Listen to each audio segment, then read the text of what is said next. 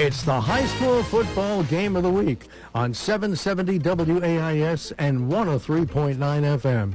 Tonight's game is brought to you by Pidcock Glass, McFadden Insurance, Tinks Auto Trading Post, your local McDonald's, First National Bank, Little Italy Pizza in Nelsonville, Gloucester, and New Straitsville, J&K Contracting, Fred Wolf Automotive, Athens Insurance Services, Athens Automotive Keys, Rutland Bottle Gas, Tri-County Career Center, H&R Block, Holzer Health System, and Coach's Appliance Heating and Air. Let's head out to the stadium for tonight's game on 770 WAIS and 103.9 FM. And welcome to week one of high school football here in Athens County. We are live from Boston Field for the matchup, I would say, of the year for these teams. You play your rivalry. This is Trimble at Nelsonville-York. I'm Andy Hudnall. Joined alongside me is the Joe Higgins himself. Joe, it's week one of high school football. Week one high school football. We're back in the booth again, Andy. So excited to see this. It feels like we've been waiting forever to get high school football back out there, and we're having a blast here already. We haven't even gotten started for the game yet, but this place is packed. It's getting fuller and fuller by the moment. It's high school football. It sure is. I mean, they just did the coin toss. We'll tell you right now, before we forget, Nelsonville-York did choose to receive. Yep. Well, I don't know that they chose it. Nelsonville-York is receiving. We'll just say that. So there's your coin flip. Before we get too far into it, Joe, let's go through our sponsors real quick. This is your H&R Block pregame show. Other sponsors include McFadden Insurance, J&K Contracting, Athens Insurance Services, which is your halftime sponsor, Athens Automotive, Key, your local McDonald's, First National Bank. This is the Fred Wolf Automotive. That's my fault. First National Bank, Rutland Bottle Gas, Tinks Auto Trading Post, Tri-County Career Center, Fred Wolf Automotive, again, your pregame sponsor, Little Italy Pizza, Holzer Health Systems, Pidcock Glasses, I would say Coach's Appliance Heating and Air. I will learn sooner or later, and of course, Texas Roadhouse will have your player of the game. Yes. Which we're going to have a little bit later on. Absolutely.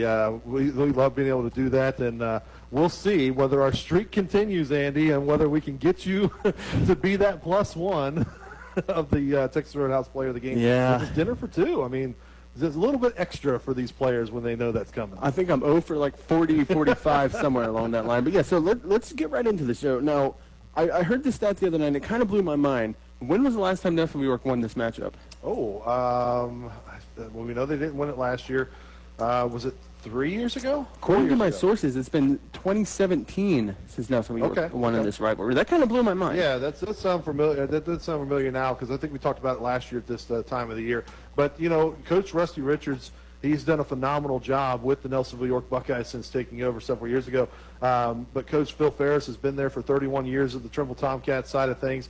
He seems to have Rusty Richards' number, but that can change all tonight. It absolutely can. And you know, it's week one, so we kind of have to talk about last year a little bit. So both teams coming off campaigns that I don't think either one particularly loved. Neither one brought home their division crown. I think they both finished in third place in their respective divisions. But that being said, they both did win a game in Week 11, which you always love to hear.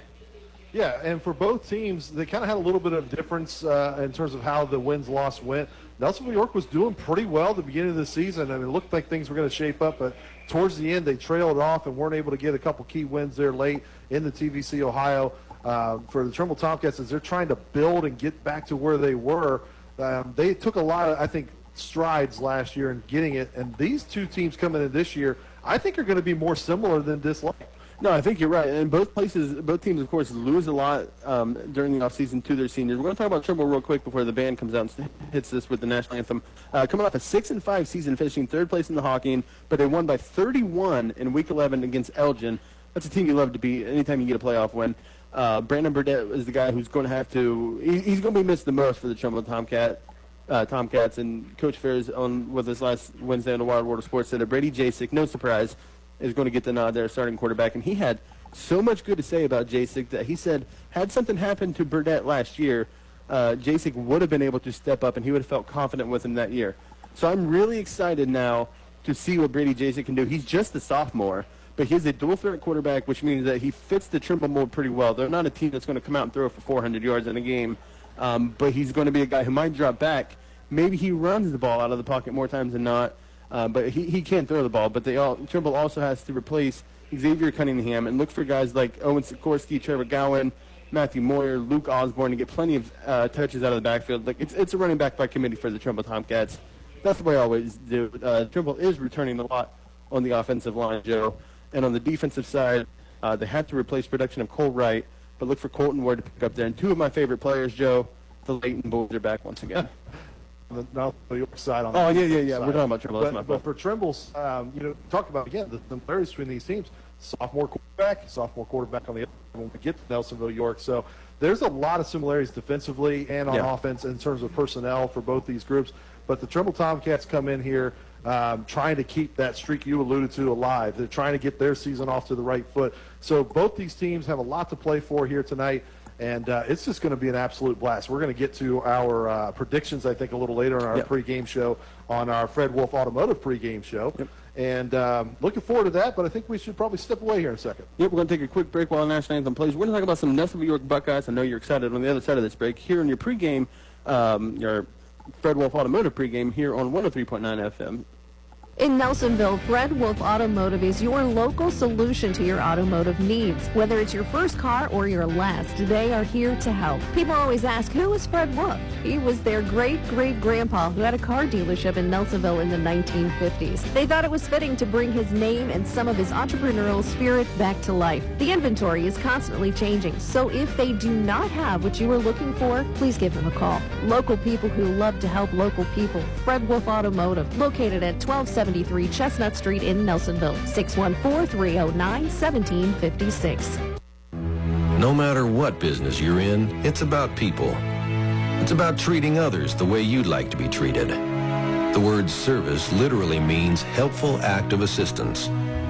We know that our local merchants offer more helpful acts of assistance than any other place where you'd care to shop. Together we grow. First National Bank. Together we grow. Member FDIC. Online at first-national.com. That man. Call the man. Call the man. Just call the man. Just call the man. You better call that man. Call the man. We'll call the man. Call the man. Why didn't you call the man? I should have called the man like you said. Call Coach's Appliance Heating and Air to take care of your appliances along with your heating and cooling needs. Call or text Nick today at 740-594-1865. That's 740-594-1865. A family-owned business since 1986. Coach's Appliance Heating and Air.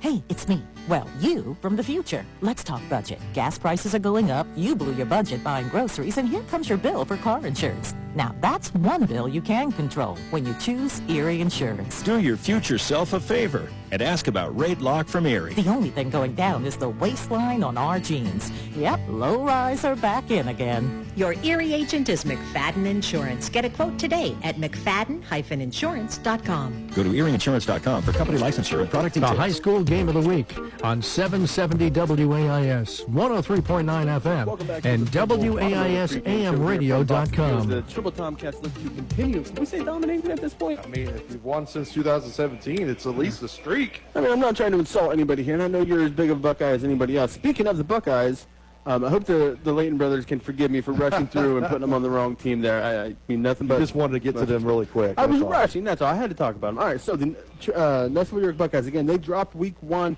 last year to the Trimble Tomcats, and then they, I think, won 7 games in a row. But before the break, we talked about Trimble having to replace some players. Nelsonville-York certainly has a lot to as well. Starting at quarterback, we're going to have Cameron Sullivan for the Nelsonville-York Buckeyes, a sophomore with no varsity experience. Well, he did play on the varsity team last year in some defensive side Not of under things, but in center. terms of under center, yeah, you're right. He's stepping into that role for the first time this year. But he showed some things, and I think that this young man, he's a size kid for his age, for 2. He's worked extremely hard. I don't think that they gave him this job because, we don't have anybody else. I think he earned this spot to take over. That being said, there's going to be some growing pains. We're going to have to see how things gel as he's out there as just a sophomore, figuring things out on the fly, varsity speed, all of that sort of thing on the offensive side of things. But I think the Buckeyes have full confidence in him, and I don't see why not. Yeah, and alongside in that backfield, they're replacing Mekhi Williams and Gavin Richards. That's one of the best combos you can ask for in Southeast Ohio. So, again, we already know we're getting Cameron Sullivan there. And on the backfield, I'm not real sure who we're going to see. There might be a few different people, but I expect to see Sullivan running the ball as well.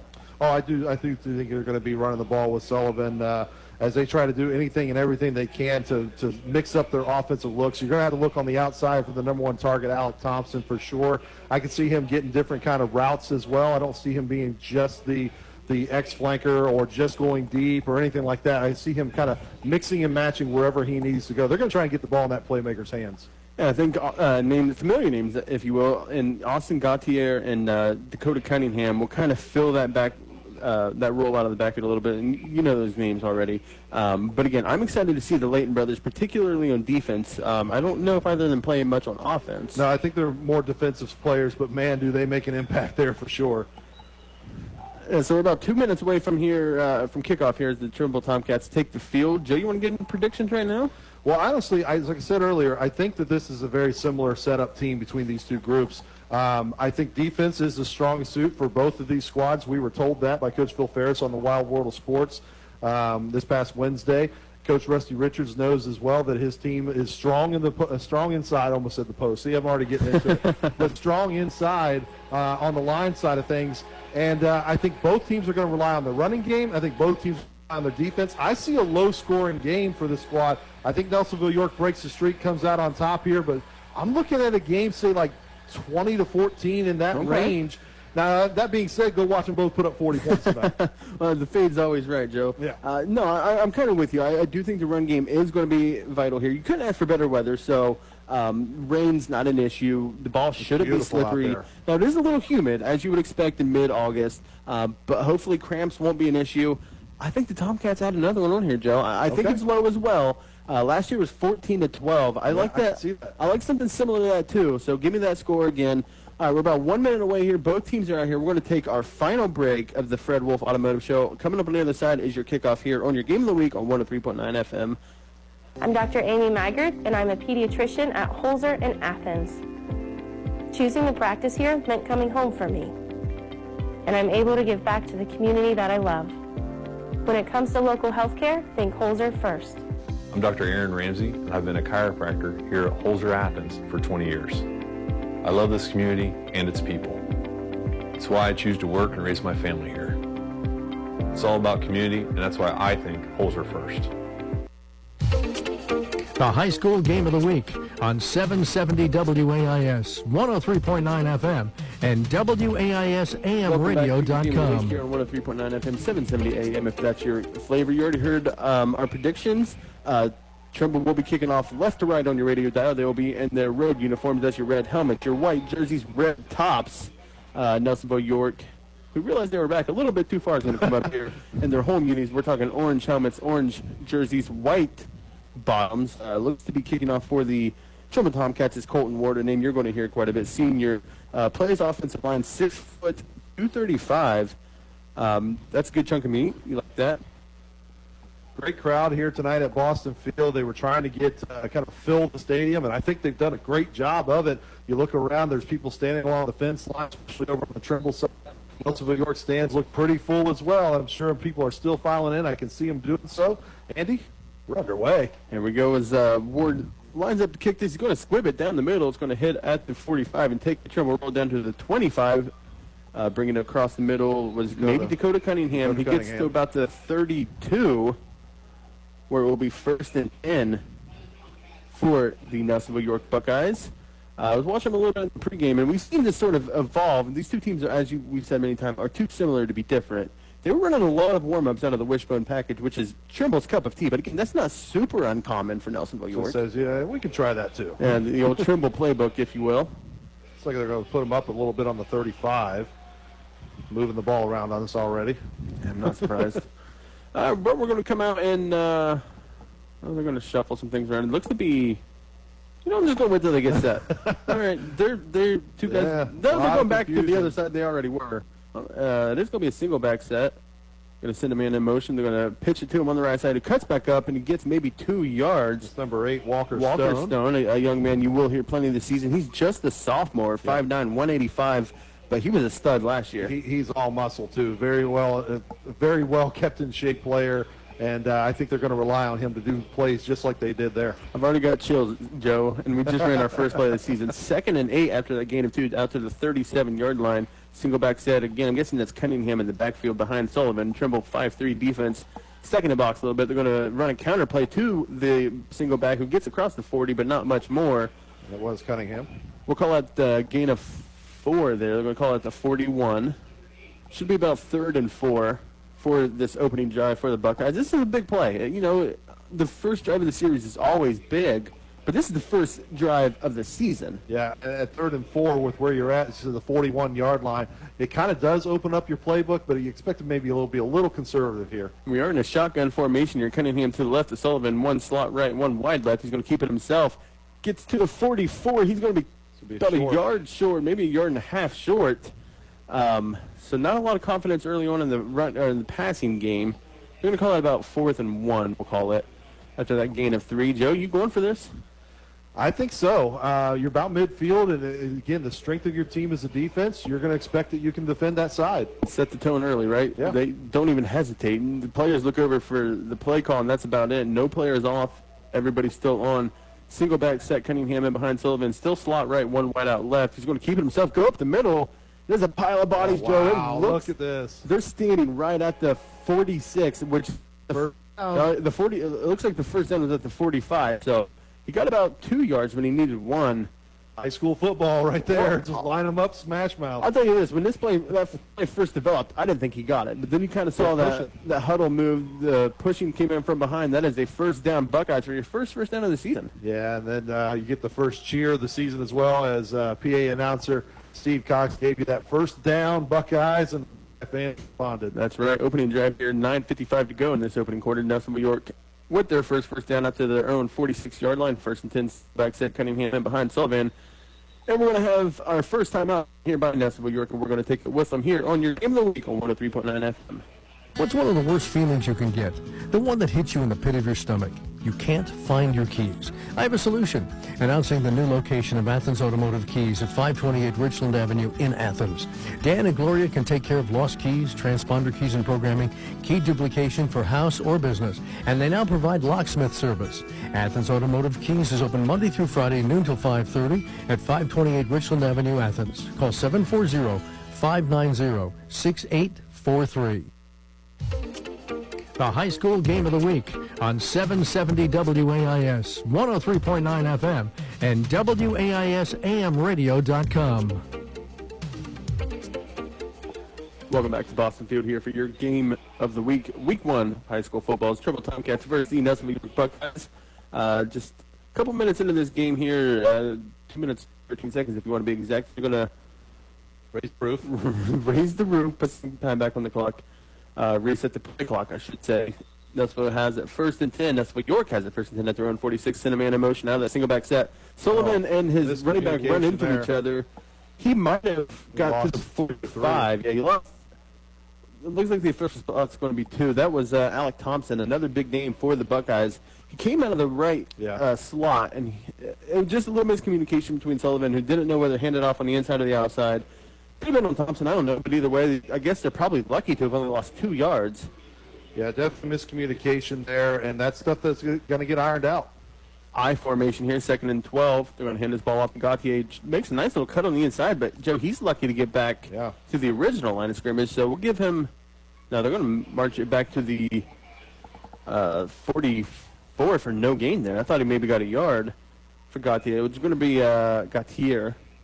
Said it wrong his whole life.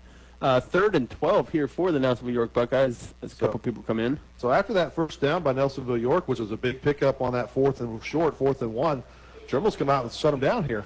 Yeah, you kind of wonder what that timeout was about here. Obviously, Nelsonville-York didn't have things in. They look a little discombobulated here, Joe. They're still moving things around. 3rd and 12 at their own 44, single back set, send a man in motion again. They're going to fake it and roll it out to the right, looking to pass. He's got a man in the slot. It is completed, but he's just going to get 2 yards back. Yeah, it looks like they might have no-gained that one. I think they got back out to the 46. There you go. So it's going to be a gain of 2, and that was thrown to Gautier? Yes. So gain of 2 for the Buckeyes. We'll make it 4th and 10 after converting on the first 4th down. They do bring out the punt team here, which looks like is that Cameron Sullivan punting as well? It sure looks like 16, and there's no 18, so you kind of like it when your quarterback can be your punter as well. High snap, he's able to go up and get it. Gets a nice end-over-end punt. It's going to be caught at the 19. He doesn't call for fair catch. Gets by one would-be tackler, but he can't get away from the second. Excellent coverage there by Caleb Morris for Nelsonville-York. But Trimble will have a 1st and 10 at their own. Let's see where the official spot's going to be. 25 or so. They haven't put the ball down yet, so that's your rough idea. Defense coming out after suffering that first down on 4th down. And that timeout by Nelsonville-York backfired. They got nothing out of those plays. Okay, so they moved this inside the 18, or to the 18. And I think that's about right because he hadn't established forward progress. He was going laterally when he got hit, went backwards, and I think that's about right where they should be. I think they have an unofficial timeout here just to get some water in there. But, Joe, you were glowing a little bit during the pregame show, weren't you? Of course. One, we're going a little to special this year. A little special for me this year because my daughter is in the 8th grade, in which they're allowed to play on the varsity halftime show band. So she's out there for the first time in percussion. I know she's excited about halftime, and we love the halftime shows. Absolutely. Now I got a little more riding on them. Well, we're just going to get her on the wild world of sports so she can talk about this a little bit. But he's excited, so I wanted to make sure we talked about it here.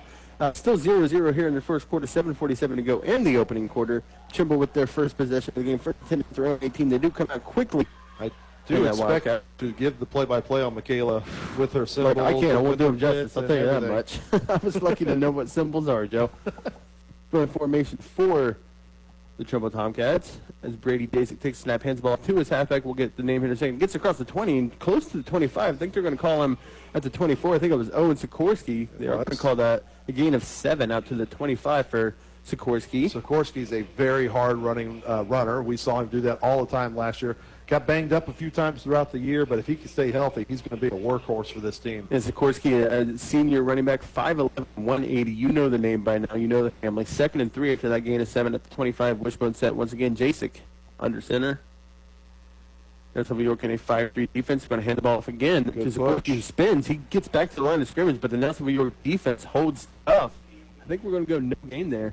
Yeah, it was a good push by the interior line for Nelsonville-York, and again, I think that's going to be the strength of their squad this season, so no surprise. I'm seeing Colton there with last Wednesday, and he mentioned Colton Ward, who was a senior. He's listed on here as 6 foot. I'm kind of questioning that a little bit. With all due respect, I love the kid. I'm not sure. It feels generous. 6 foot, though. Somebody's got to call it out, right? We'll get him out. 3rd and 3 here at the 25. 6:30 to go here. Trimble in their opening set. Still wishbone formation. Nelsonville-York 4-4. That's in those long cleats. I got 6 foot. Jasick tries to get him to jump, and one did, but he didn't cross the line of scrimmage. Scored. It's close to the 30-yard line. That's enough for a Tomcat first down. He needed 3, and he got 4 with plays, and they've been nearly identical here for the Trimble Tomcats in the way of Owen Sikorsky. And I think that's kind of going to be indicative of the season for the Tomcats. Yeah. Some of the other names you're going to hear, he spoke very highly of Sam Everett, a sophomore offensive lineman here for the Tomcats, too.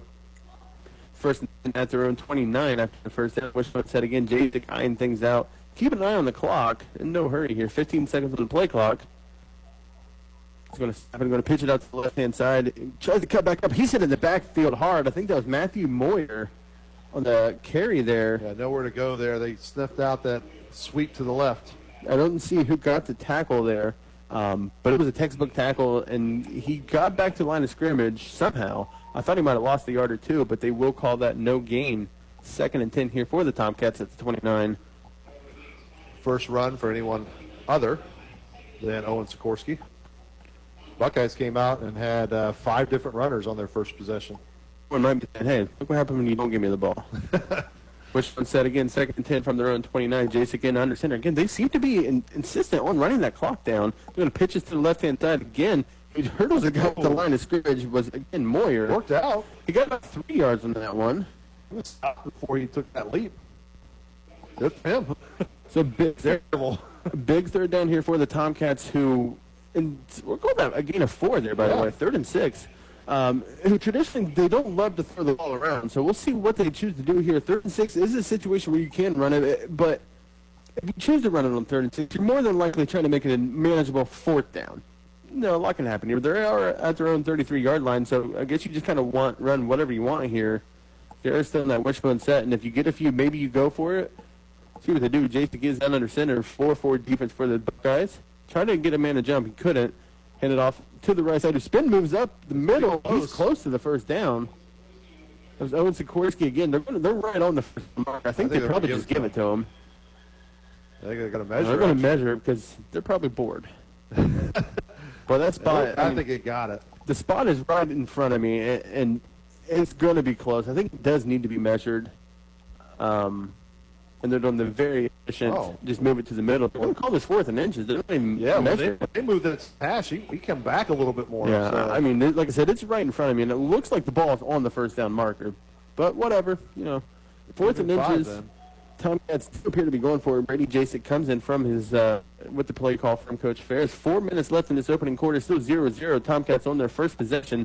Could be a low possession game in this tonight, Joe. Yeah, like I said, a lot of running. The clock's going to be moving. We're already at 4 minutes. Jasek under center, and a wishbone said he's going to hand the ball off to his fullback, and he's got it. He needed inches, and he didn't get. He might have got a full yard if that, but he does have the first down. Buckeye sideline's trying to say they got him stopped because they pushed him back so far, but forward progress is going to get him that first. Trying to see that number there. Was that Osborne again? It was the up back. I couldn't tell the number. Maybe Marcus Cable, which is the young man that Coach Ferris spoke very highly of. He's a transfer from where do you say he came from? Do you remember? Crooksville, I thought. Crooks, that sounds right. A young man who's been in the area his whole life, but he's been commuting to Crooksville, I believe it was. But they did finally pull him over here, 1st and 10 at their own 39-yard line. Trimble, again, milking the clock here. Wishbone said again, Jasek tries to make a man. Both sides jumped. I believe they're going to call that on the Tomcats. Luke Osborne got a little happy there. It's going to move him back 5 yards. Of course, that's always the risk of the hard count, Joe. It might have actually been Luke Osborne on that run. Okay. Well, he just negated it, so. Yeah. First 15 here, just trying to make it a little bit more difficult. Trimble's been known to move the guys around in the backfield, Sure. so it is tough to tell. We are going to do our They best. only do that because of us. If you only try to fool us. If you've heard any of our broadcasts, you know I'm terrible with numbers, so we're trying. 1st and 15, back to the 34 here. Wishbone said again, Jasek takes a snap, hands ball off, fakes it, rolls around to the right. He's looking to pass. He's got a man on the flats, and it's going to be completed. Just shy of the 40-yard or 50-yard line was Isaiah Hooper. He had height on him, but it had to be a perfectly thrown ball because it's very well covered by the Buckeyes. And that's enough for no, it's not. Just short of the first. Now they're going to move it. Of course they are. Put it right at midfield, so I'll give them 16 on that one. Yeah, he threw that on the run, too. It was nicely thrown. It's our first pass of the game. I see Will Odenthal coming off the field. He's one of my favorite players, Joe. Yes, he is. We'll have to get him back on this year, too. 1st and 10 right at midfield here for the Trimble Tomcats. 3 minutes left in this opening quarter. Still 0-0. Jasek looking at that play clock right in front of him. 2 seconds on it, and as he snaps, he's going to give the ball off to Sikorsky up the middle. Makes one man miss. Nice moves. And he does get down to the 44. This is classic Trimble football, Joe. Absolutely. Give him a gain of 6 on that. We'll make this 2nd and 4 for the Tomcats. We're doing a nice job just chewing up, not long yards, but intermediate yards, but they're staying out of those short gains. Yeah, they're certainly limiting the possession of Nelsonville-York Buckeyes. 2nd and 4 from the 44. New York Wishbone set Jasek under center with Osborne at the up man. Sikorsky as well as Moyer in the backfield. Sikorsky will get that and follows up the middle. He gets, let's call that a gain of 3 there. So he's going to be about a yard short. Tackled by a host of Buckeyes. And again, another textbook tackle there for Nelsonville-York. Trimble's going to need to be careful, though, because Brady Jasek's starting to, I don't know if this is just intentional, maybe they're setting things up, but he's starting to have a tell for which side they're going to hand this thing off to. And if you watch, it's his back foot. Whichever is his back foot, that's where he's turning. He's twisting his hips that way. That's going to show up on tape. Well, yeah, and with all due respect, Joe, I guarantee if you saw it, the coach saw it too. Oh, absolutely. That's a great tell. 3rd and 1 here from the 41, and Jasek just keeps it up the middle himself. He got to the 40, which is, again, where the first down marker is. So let's wait and see what they call this, because last time we thought they should have measured, they didn't. Yeah. They're going to move the chains again. Just one. They've knocked off about 8 minutes of this clock, roughly, in the first quarter here. And again, I would imagine this drive continues into the second quarter the way they're going. And you can see what Coach Phil Ferris's game plan is. He is being very methodical, as you pointed out several times, waiting for that play clock to get down inside of under 10, sometimes under 7, before they're really even going under center. Yeah, Jace, again, it's just now at 10, and that's when he's going under center. And this wishbone's that first 10 at the 40. He's going to fake a handoff, roll around to the right-hand side. He tries to keep it. He slips up at the 30, and he might have got back to the 40. They're actually going to pull him back maybe to the 38. That feels generous for Nelsonville-York. That's he about did where he slide slipped. down. Yeah. I think that's where he dropped. Okay. Maybe I just didn't see that, but that's going to be a lot of two there for Jacek.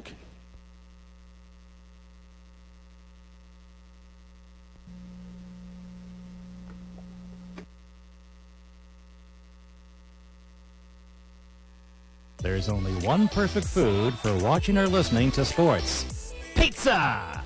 Get ready for the game by calling one of the 3 locations of Little Italy Pizza in Nelsonville, Gloucester, or New Straitsville. Dough made fresh every day with 3 crusts to choose from, with all the toppings a pizza lover craves. Little Italy Pizza also features mouth-watering subs, sandwiches, salads, and appetizers. Open 7 days a week. Gloucester, New Straitsville, and Nelsonville. Locally owned and operated. If you're looking for a quality pre-owned vehicle, come to Tink's Auto Trading Post, located on State Route 13, just off of Route 33 and Columbus Road in Athens. With over 30 years of experience, you can trust that you will get a great deal at a great price. We also offer routine maintenance on your cars, such as brakes, oil changes, and tires. Tink's Auto Trading Post, where less overhead means less markup. Remember to think Tink for your next great car deal. Tink's Auto Trading Post, 740-594-8465, or visit us on the web at tinksautotradingpost.com. Since 1926, Athens Insurance Services has focused on doing one thing and doing it well, providing peace of mind through affordable, comprehensive insurance protection. Whether you're looking for car insurance for your new teenage driver, home insurance for your first home, protection for your business, or life insurance, they've got you covered. Representing Central Insurance Company, count on Andrew, Mike, Kendra, Hannah, Chelsea, and Brent. Athens Insurance Services at 375 Richland Avenue. Call 740-593-6639. That man. Call the man. Call the man. Just call the man. Just call the man. You better call that man. Call the man. We'll call the man. Call the man. Why didn't you call the man? I should have called the man like you said. Call Coach's Appliance Heating and Air to take care of your appliances along with your heating and cooling needs. Call or text Nick today at 740-594-1865. That's 740-594-1865. A family-owned business since 1986. Coach's Appliance Heating and Air. Tax season's greetings from your friends at H&R Block. Whether you choose to file virtually, in person, or via drop-off, let's make it a season worth celebrating. File your way with H&R Block and get upfront, transparent pricing, expert help at every step, and a max refund guarantee that means you'll ring in the season by getting every dollar you deserve. All tax situations are different. Not everyone gets a refund. Limitations apply. See hrblock.com/guarantees.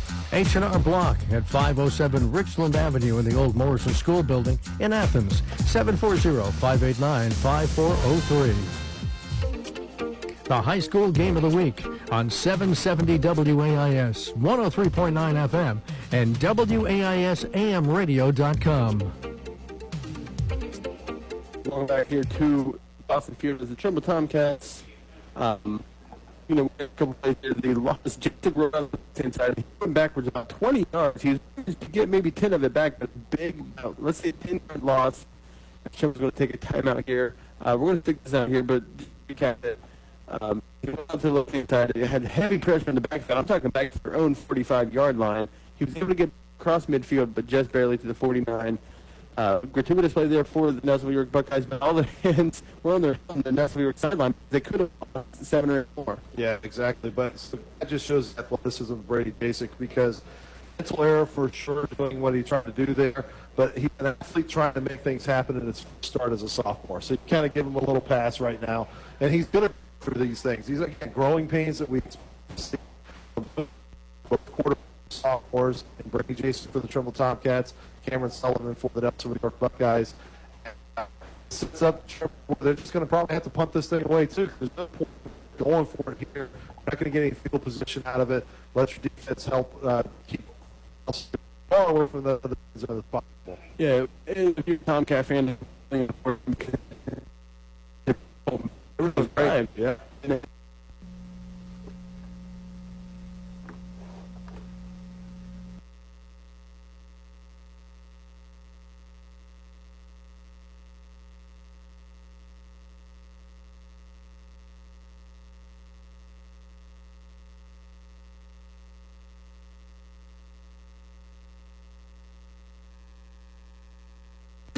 Pigcock Glass is the largest full-service glass company in the area. They've been serving Southeast Ohio for over 30 years and have over 100 years in combined experience. They do it all: commercial, residential, screen, mirrors, tabletops, and heavy equipment. Have a unique issue? Just let them know. Check them out online at pigcockglass.com or call 740-753-4527 to set up an appointment or stop in at 500 East Canal Street in Nelsonville. Pigcock Glass. Rutland Bottled Gas has propane for almost every need: home, farm, industry, greenhouse, lodges, and cabin rentals. They sell and install heaters made by Buck Stove, Empire Comfort Systems, and Heat Star. Ranges by Crosley and grills by Weber. Rutland's specialty is installing and setting up propane systems that make your world more comfortable. 2 offices to serve you: the Plains at 177 North Plains Road and in Rutland at 282 Main Street.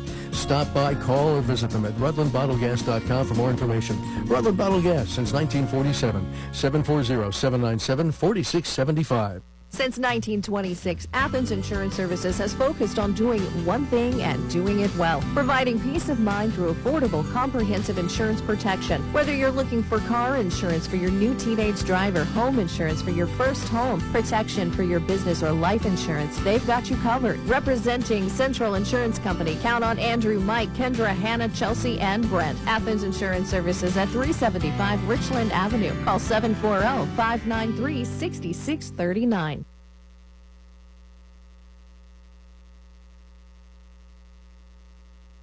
Who can you turn to when you need a general contractor? Choose someone with over 30 years of experience, is licensed and insured. Choose the professionals at J&K Contracting. They're a full-service commercial and residential contractor. From new builds to remodeling, J&K Contracting has you covered from the ground up. Excavating or concrete, roofing or siding, replacement windows or decks, kitchen and bathroom remodels. One call, they really do it all. Call J&K Contracting, 740-698-3521. That's J&K Contracting, 740-698-3521.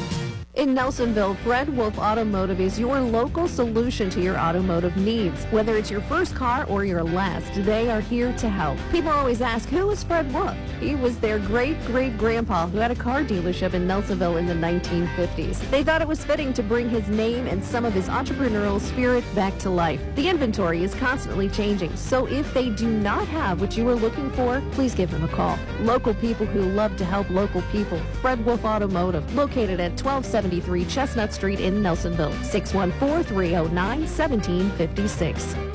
At Tri-County Career Center, our students are athletes, band members, and cheerleaders, but they are also earning industry credentials and skills that will prepare them to be workforce ready. No matter if they are heading off to college to work or to serve in the military, we prepare them. Some of our students are earning money through internships and others are earning college credits through CCP, and that's just the high school level. Our adult center is offering cutting-edge short-term and long-term classes such as fiber optic technician and cosmetology. Jump on the web at tricounty.cc to see a list of our programs. Tri-County Career Center wishes everyone a safe and winning season. There's only one perfect food for watching or listening to sports. Pizza! Get ready for the game by calling one of the 3 locations of Little Italy Pizza in Nelsonville, Gloucester, or New Straitsville. Dough made fresh every day with 3 crusts to choose from, with all the toppings a pizza lover craves. Little Italy Pizza also features mouth-watering subs, sandwiches, salads, and appetizers. Open 7 days a week. Gloucester, New Straitsville, and Nelsonville. Locally owned and operated.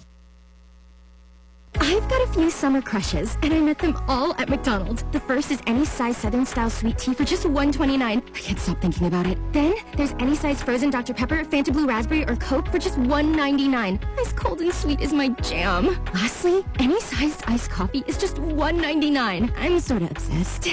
There are drinks, then there are drinks from McDonald's. Ba-da-ba-ba-ba. Prices and participation may vary. Cannot be combined with any other offer or combo meal. Coca-Cola and Fanta are registered trademarks of the Coca-Cola Company. Dr. Pepper is a registered trademark of Dr. Pepper 7-Up, Inc.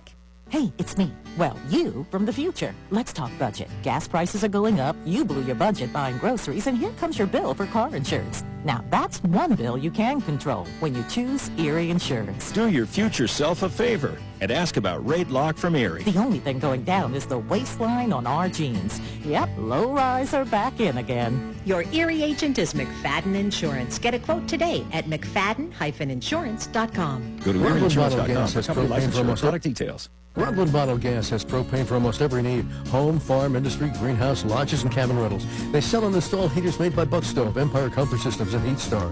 Ranges by Crosley and Grills by Weber. Rutland Specialty is installing and setting up propane systems that make your world more comfortable.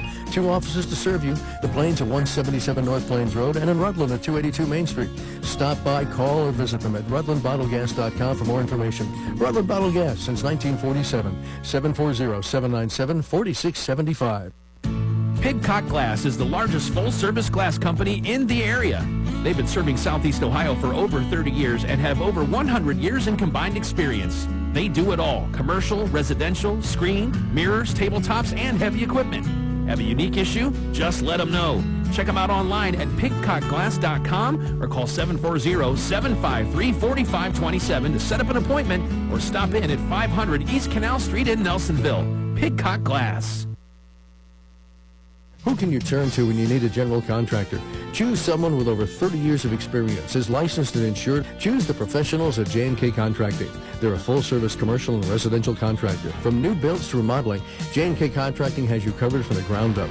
Excavating or concrete, roofing or siding, replacement windows or decks, kitchen and bathroom remodels. One call, they really do it all. Call J&K Contracting, 740-698-3521. That's J&K Contracting, 740-698-3521. What's one of the worst feelings you can get? The one that hits you in the pit of your stomach. You can't find your keys. I have a solution. Announcing the new location of Athens Automotive Keys at 528 Richland Avenue in Athens. Dan and Gloria can take care of lost keys, transponder keys and programming, key duplication for house or business, and they now provide locksmith service. Athens Automotive Keys is open Monday through Friday, noon till 5:30 at 528 Richland Avenue, Athens. Call 740-590-6843.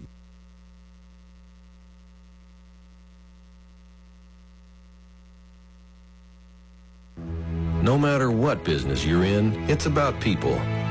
It's about treating others the way you'd like to be treated. The word service literally means helpful act of assistance. We know that our local merchants offer more helpful acts of assistance than any other place where you'd care to shop. Together we grow. First National Bank. Together we grow. Member FDIC. Online at first-national.com.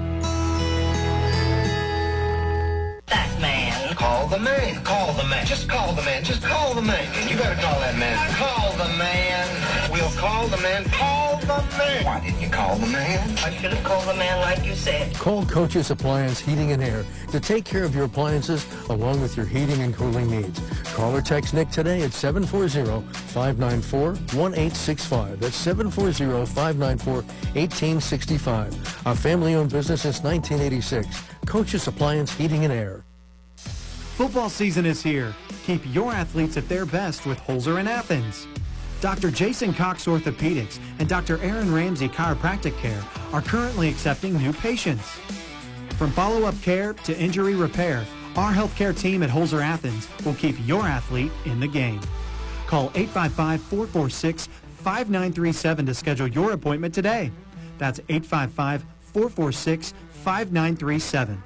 Let's be honest. The only way you should have glass work done around the house or at your business is by a professional.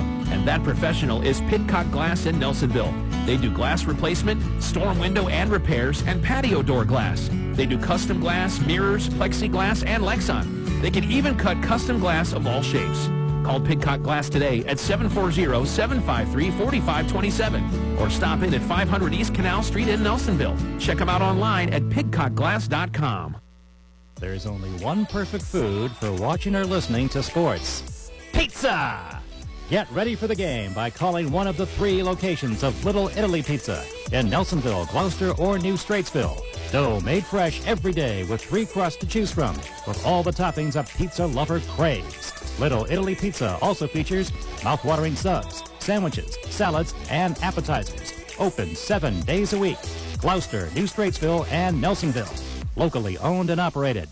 Rutland Bottle Gas has propane for almost every need. Home, farm, industry, greenhouse, lodges, and cabin rentals. They sell and install heaters made by Buck Stove, Empire Comfort Systems, and Heat Star. Ranges by Crosley and Grills by Weber. Rutland Specialty is installing and setting up propane systems that make your world more comfortable. 2 offices to serve you. The Plains at 177 North Plains Road and in Rutland at 282 Main Street. Stop by, call, or visit them at rutlandbottlegas.com for more information. Rutland Bottle Gas since 1947. 740-797-4675.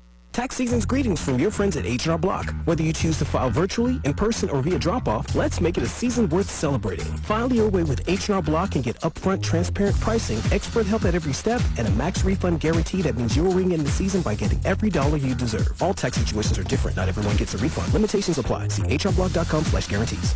H&R Block at 507 Richland Avenue in the old Morrison School Building in Athens. 740-589-5403. Who can you turn to when you need a general contractor? Choose someone with over 30 years of experience, is licensed and insured. Choose the professionals at J&K Contracting. They're a full-service commercial and residential contractor. From new builds to remodeling, J&K Contracting has you covered from the ground up. Excavating or concrete, roofing or siding, replacement windows or decks, kitchen and bathroom remodels. One call, they really do it all. Call J&K Contracting, 740-698-3521. That's J&K Contracting, 740-698-3521. If you're looking for a quality pre-owned vehicle, come to Tink's Auto Trading Post, located on State Route 13, just off of Route 33 and Columbus Road in Athens. With over 30 years of experience, you can trust that you will get a great deal at a great price. We also offer routine maintenance on your cars, such as brakes, oil changes, and tires. Tink's Auto Trading Post, where less overhead means less markup. Remember to think Tink for your next great car deal. Tink's Auto Trading Post, 740-594-8465, or visit us on the web at tinksautotradingpost.com. What's one of the worst feelings you can get? The one that hits you in the pit of your stomach. You can't find your keys. I have a solution. Announcing the new location of Athens Automotive Keys at 528 Richland Avenue in Athens. Dan and Gloria can take care of lost keys, transponder keys and programming, key duplication for house or business, and they now provide locksmith service. Athens Automotive Keys is open Monday through Friday, noon till 5:30 at 528 Richland Avenue, Athens. Call 740-590-6843. No matter what business you're in, it's about people. It's about treating others the way you'd like to be treated. The word service literally means helpful act of assistance. We know that our local merchants offer more helpful acts of assistance than any other place where you'd care to shop. Together we grow. First National Bank. Together we grow. Member FDIC. Online at first-national.com.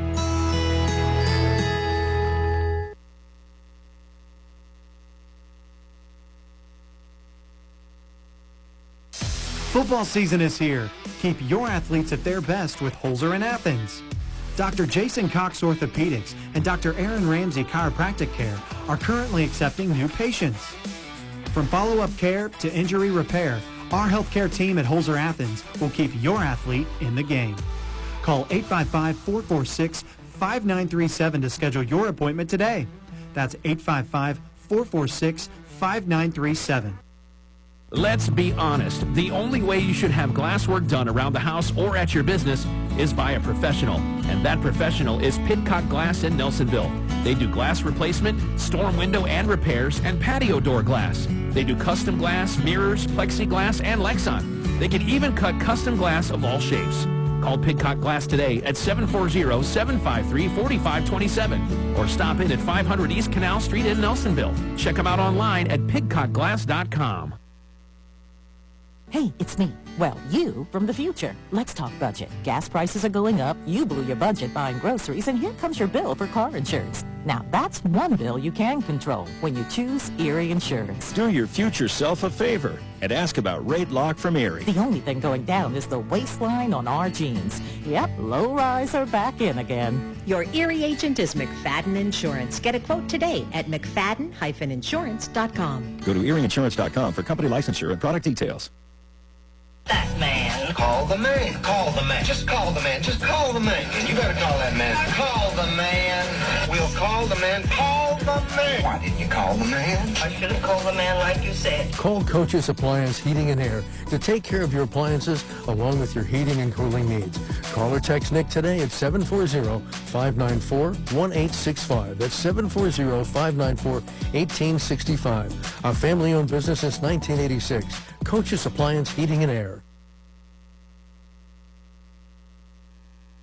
Tax season's greetings from your friends at H&R Block. Whether you choose to file virtually, in person, or via drop-off, let's make it a season worth celebrating. File your way with H&R Block and get upfront, transparent pricing, expert help at every step, and a max refund guarantee that means you'll ring in the season by getting every dollar you deserve. All tax situations are different. Not everyone gets a refund. Limitations apply. See hrblock.com/guarantees. H&R Block at 507 Richland Avenue in the old Morrison School Building in Athens. 740-589-5403. I've got a few summer crushes, and I met them all at McDonald's. The first is any size Southern Style sweet tea for just $1.29. I can't stop thinking about it. Then there's any size frozen Dr. Pepper, Fanta Blue Raspberry, or Coke for just $1.99. Ice cold and sweet is my jam. Lastly, any sized iced coffee is just $1.99. I'm sorta obsessed. There are drinks, then there are drinks from McDonald's. Ba-da-ba-ba-ba. Prices and participation may vary. Cannot be combined with any other offer or combo meal. Coca-Cola and Fanta are registered trademarks of the Coca-Cola Company. Dr. Pepper is a registered trademark of Dr. Pepper 7-Up, Inc. At Tri-County Career Center, our students are athletes, band members, and cheerleaders, but they are also earning industry credentials and skills that will prepare them to be workforce ready. No matter if they are heading off to college to work or to serve in the military, we prepare them. Some of our students are earning money through internships and others are earning college credits through CCP, and that's just the high school level. Our Adult Center is offering cutting-edge short-term and long-term classes such as fiber optic technician and cosmetology. Jump on the web at tricounty.cc to see a list of our programs. Tri-County Career Center wishes everyone a safe and winning season.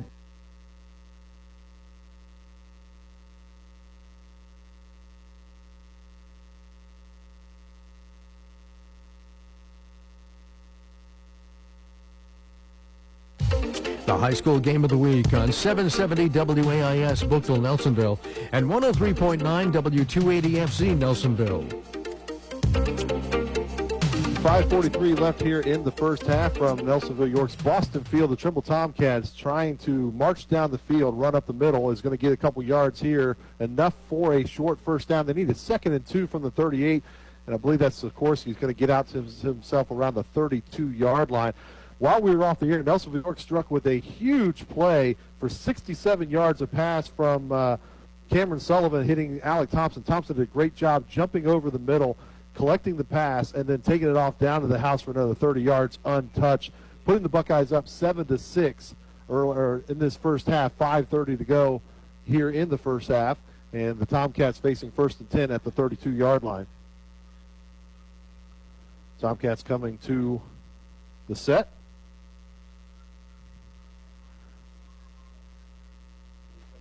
And handoff right up the middle. He's going to get stuffed there. Good job by the interior line of the Nelsonville-York Buckeyes, pushing them back and doing a wonderful job keeping them stopped right there. They may have actually gave them a yard or two, but, man, they were all over them on the inside with the clock running at 5:15, 7-6 to score. Nelsonville-York has the lead, but the Tomcats trying to take it back after they were up 6-0 to start this game. They had a two-point conversion run that went to the right side that was snuffed out by the Buckeyes to keep that extra point from going on the scoreboard. When the Buckeyes scored theirs, Cameron Sullivan, who's handling all the the kicking duty, there may be some cooking out there too, was able to, he's the punter, quarterback, and he kicked the extra point through. Tomcats back up with a wishbone, Andy. Very good setup here, Joe. 2nd and 8 from the 30-yard line, wishbone formation. They're going to, I think they got Nelsonville-York to jump offside, or at least Trimble seems to say. So we're going to take a quick break because they're going to take a quick break. Nobody's indicated any timeouts. Again, 7-6, Nelsonville-York ahead of Trimble here in the second quarter. 4:37 to go till halftime. We're going to take a quick break here in the Game of the Week on 103.9 FM. I've got a few summer crushes, and I met them all at McDonald's. The first is any size Southern Style sweet tea for just $1.29. I can't stop thinking about it. Then there's any size frozen Dr. Pepper, Fanta Blue Raspberry, or Coke for just $1.99. Ice cold and sweet is my jam. Lastly, any sized iced coffee is just $1.99. I'm sorta obsessed. There are drinks, then there are drinks from McDonald's. Ba-da-ba-ba-ba. Prices and participation may vary. Cannot be combined with any other offer or combo meal. Coca-Cola and Fanta are registered trademarks of the Coca-Cola Company. Dr. Pepper is a registered trademark of Dr. Pepper 7-Up, Inc.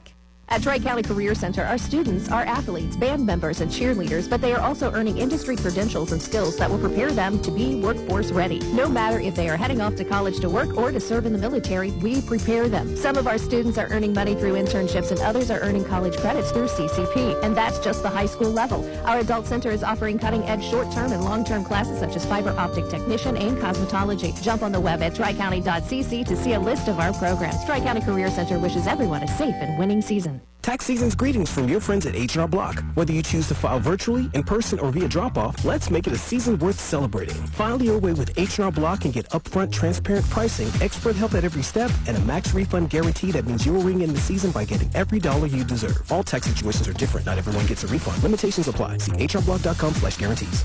H&R Block at 507 Richland Avenue in the old Morrison School Building in Athens. 740-589-5403.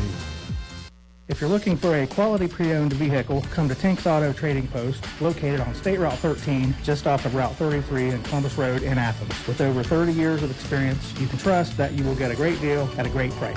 We also offer routine maintenance on your cars, such as brakes, oil changes, and tires. Tink's Auto Trading Post, where less overhead means less markup. Remember to think Tink for your next great car deal. Tink's Auto Trading Post, 740-594-8465, or visit us on the web at tinksautotradingpost.com. The high school game of the week on 770 WAIS, 103.9 FM, and WAISAMradio.com. He had a couple guys downfield, but he was not able to pull the trigger there. I mean, I just think it was a matter of maybe it's there, maybe it's not, but I'd rather not risk it at this point in the game or the field position they're at. So you can see that. You can understand his line of thinking there. Yeah, because nothing was open. It was very well covered by Nelsonville-York. Maybe you say try it, but you throw it to a place that only your guy could get it. I think if that same play, though, or that same situation's there in week 6 or 7, he makes that throw. Yeah, and, you know, at the end of the day, Confidence. he didn't try to force something. There was no potential turnover there. So coaching staff's probably very happy here. Joe, they're all over the place there. As they're stopping the clock again. The officials having a discussion here to, I think, figure out whether it's play clock or whether they're going to reset the play clock once more. 4:30 left here in the second quarter at Boston Field. The Tomcats going from right to left on your radio dial with the football. They're trailing 7-6 to the home team, Nelsonville-York Buckeyes. And we mentioned it early in the game how this place was continuing to fill up. Look at it now. This place is absolute jacked and packed. Yeah, it absolutely is. And Trimble sidelines, again, all around the field fence, and we'll continue that in a second. 3rd and 13 from the 35. Takes a step. Jason rolls around to the right because the pressure on his left side. He's still looking down, trying to throw the ball. He does finally air it out, and he was very well thrown on target, very well defended again. He threw it towards Luke Osborne. Would have been enough for a first down, but that was that kind of safe throw. Yeah. If anybody's going to catch this, it's my guy. But it does go down incomplete. Yeah, Buckeye came over, either Holden Hodgson, I believe it may have been, that came flying over there. If he even gets that ball, though, he's out of bounds. He can't intercept that inbounds. So that's kind of that play that you wanted to see earlier. Is Trimble here now facing a 4th and 13. To finish the statement here, again, Trimble sideline, the fence was always packed, but there was a little bit of spots in the Not anymore. crowd. That's gone now. The only space that's there is where the band just departed, presumably for a halftime show. Right. You can see them down at the end zone to the left here. And we're going to have a timeout taken here by the Trimble Tomcats here. 7-6 is your score. The home Nelsonville-York Buckeyes ahead of the Trimble Tomcats. 4:21 to go in the second quarter. We're going to take a quick break here to Game of the Week on 103.9 FM. Since 1926, Athens Insurance Services has focused on doing one thing and doing it well, providing peace of mind through affordable, comprehensive insurance protection. Whether you're looking for car insurance for your new teenage driver, home insurance for your first home, protection for your business or life insurance, they've got you covered. Representing Central Insurance Company, count on Andrew, Mike, Kendra, Hannah, Chelsea, and Brent. Athens Insurance Services at 375 Richland Avenue. Call 740-593-6639. The high school game of the week on 770 WAIS, 103.9 FM, and WAISAMradio.com. Welcome back to your Game of the Week here from Boston Field. The Trimble Tomcats looking to add another one on against Nelsonville-York Buckeyes, trailing 7-6. Just to make it a little more clear, because I'm confusing. Nelsonville-York is up by 1 point, 4:21 to go until halftime here. This is a huge decision here.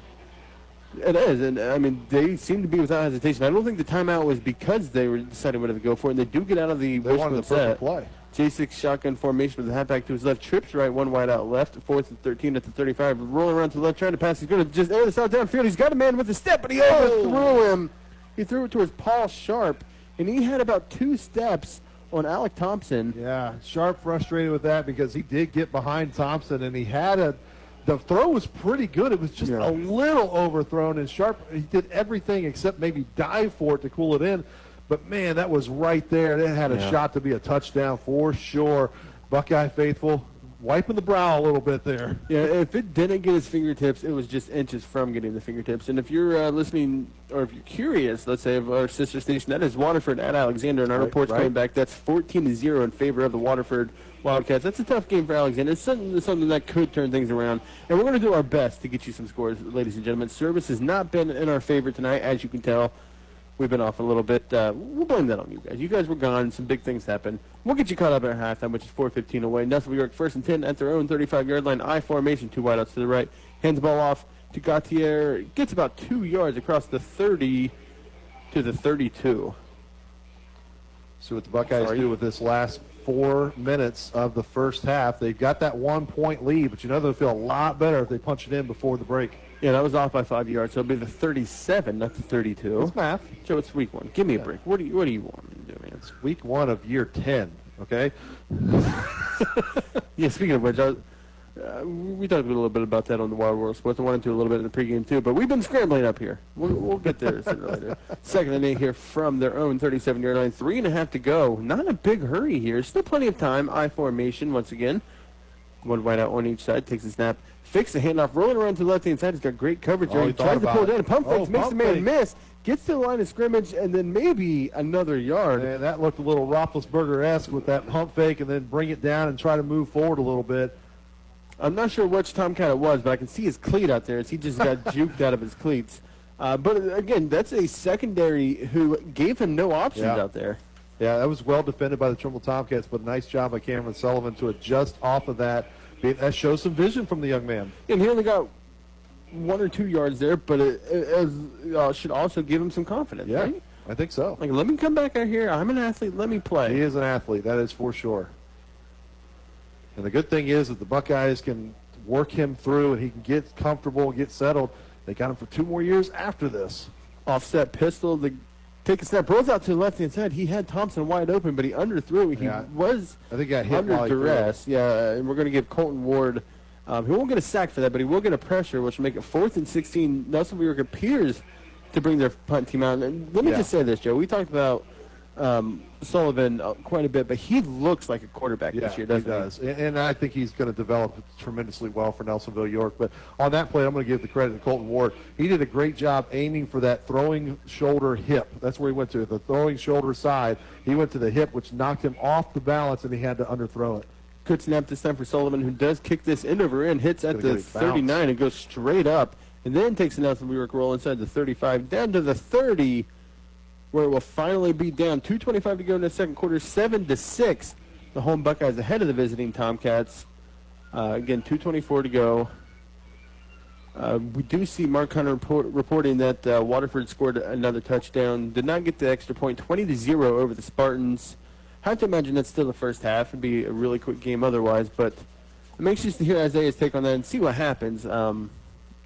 That's did Waterford win the DVC Hawking last year, or was that Eastern? Eastern, I believe. I think Waterford might have got second, but they've been the class of the Hawking, if you're not Trimble, that is. So we will see what the Trimble Tomcats come out and do, because they milked about 9 to 10 minutes off the clock their first possession. They don't have that time now.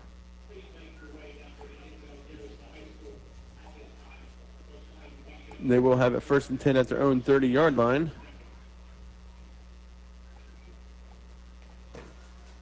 So we'll see what Trimble can do, because they haven't, obviously, I don't think they're going to be a quick striking offense all season long. But with 2.5 minutes to go, you kind of need to be able to do so.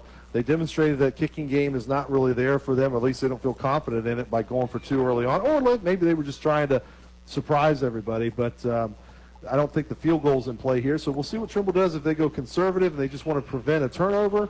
But they still got 2 minutes to knock off the clock if that's what their plan is. Yeah, typically in this situation, you'll wait and see what happens on first down. If you can get 5 or more yards, then you go into hurry-up mode. If you get less than that, maybe you try to just take this in, you're down by 1. Trimble will get the ball back to start the second half. I formation, they hand the ball off to Sikorsky, spins off the right tackle. We got maybe 2 yards on that. But that's a good point that Trimble will be getting the ball, so they don't have to do anything special here on this play, on this drive, and worry about giving possession coming out second half. They get the ball back. This is just playing with house money right now. But they do quickly get back here, and they seem to be hurrying up a little bit. I formation again.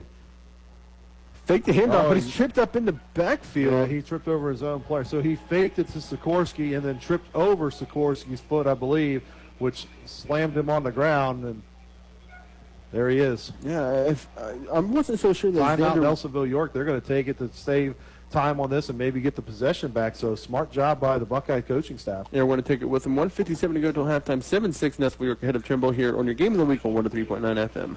In Nelsonville, Fred Wolf Automotive is your local solution to your automotive needs. Whether it's your first car or your last, they are here to help. People always ask, who is Fred Wolf? He was their great-great-grandpa who had a car dealership in Nelsonville in the 1950s. They thought it was fitting to bring his name and some of his entrepreneurial spirit back to life. The inventory is constantly changing, so if they do not have what you are looking for, please give them a call. Local people who love to help local people. Fred Wolf Automotive, located at 1273 Chestnut Street in Nelsonville, 614-309-1756. The high school game of the week on 770 WAIS, 103.9 FM, and WAISAMradio.com. Back to your game of the week here from Boston Field. Trimble Tomcats trailing the Nelsonville-York Buckeyes 7-6. It is the Tomcats ball, 2nd and 16 from the 24, their own 24. They take a quick snap and will be thrown out slightly over the head. So, Andy, Paul Sharp. What's the risk of that one here? Because Nelsonville took that timeout to stop the clock. They want the ball back here. Trimble doesn't keep the ball on the ground and keep the clock rolling and make them take another one. They instead throw it. It goes incomplete. The clock stops. Yeah, I mean, you asked me a question that immediately answered it, but you're right. That's what I do best. I don't know the timeout situation. There's so many things that have been happening on this field. Players are stopping. The officials aren't giving us any indication of who's calling timeouts. So I believe Nelsonville-York has one timeout left. So if that's the case, you probably should have run it there. But again, that's a quick little bubble screen pass that you want to get out there quick. It should be caught. So it shouldn't be an issue. But it was slightly high. It did go through his hands. But it is 4th and 16 now from their own 24. Trimble Tomcats are out to punt the ball. It's a low snap. He does pick it up and gets a nice kickoff across midfield at the 45. Nelsonville-York, who sidesteps one guy, gets across midfield. Flag comes in. That was a good throw. Take it down at the 48. I didn't even see the official that threw it, but it was a good 15, 20 yards. Cheerleaders for Nelsonville showing off their arm as they throw the souvenir footballs into the stands. Again, for a very packed house here at Boston Field. Hall of Fame night. Hall of Fame ceremony was last night. The induction ceremony took place during halftime. We'll get you the list of those for Nelsonville-York, their latest inductees.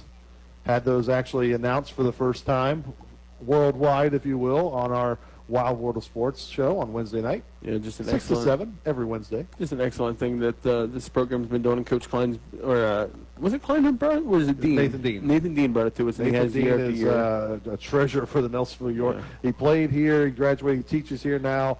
And he is, I believe, the president is the actual title of the Hall of Fame committee. And he's been a good friend of the show for a long time here. So here it is. Nelsonville-York has the ball 1st and 10 at their own 32-yard line, or 37-yard line. I'm off by 5 again, as the officials are, again, congregating at the... Well, that's week 1 for them, too. Yeah, and there's a bit of an officiating, what's the word I'm looking for? They're trying to get more officials. A drought. Yeah. So much to the point that next week we're going to have a change-up here. We're going to talk about that at halftime, but the officiating is the issue of that. And it does affect some of our coverage next week. But we'll talk about that again at halftime. 1st and 10, Nelsonville-York at their own 37, 144 to go with a 1-point lead. Maybe one timeout. Who knows? I formation here. Sullivan takes a snap and hand the ball to Gautier. Goes off the right side, cuts back up, and gets close to midfield, Joe. Yeah, they're going in the hurry. 45, close to the 45. They've got another timeout. They're trying not to use it here.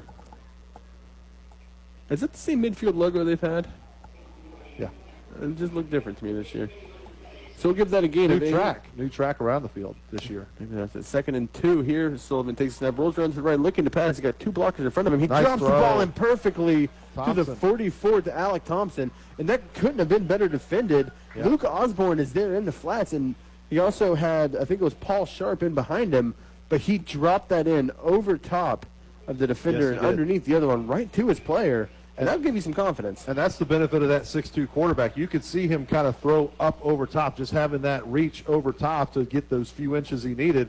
Worked out perfectly. Also stopped the clock by going out of bounds. Gautier lines up to the left with Cunningham to the right. Shotgun formation for Sullivan. 2 wideouts left. 4-4 defense for the Tomcats. 1st and 10 at the 43 of Nelsonville-York. Quarterback draw. Sullivan keeps it inside the 35, 30-yard line. Still making a couple guys miss.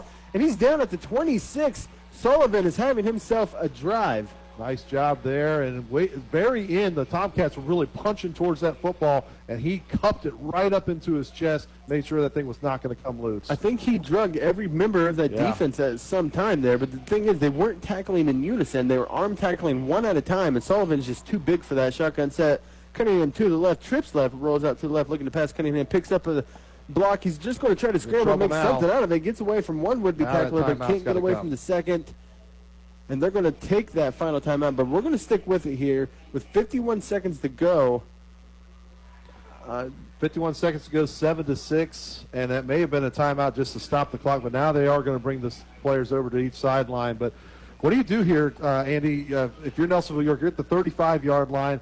Obviously, running the ball is going well, but you had a couple big plays passing the ball with 51 seconds left, and I think that's their final timeout. Are you just going through the air every time here? You don't have to. I mean, 51 seconds is really a lot of time, especially to get 35 yards.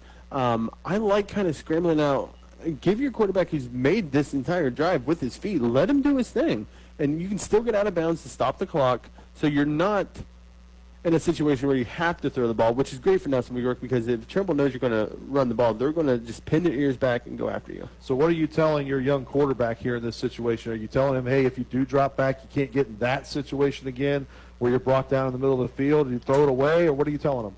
I'm not even mentioning that. You know, don't get in his head. Let him do his thing. He got down here. He's riding in confidence. You don't want to get in his head.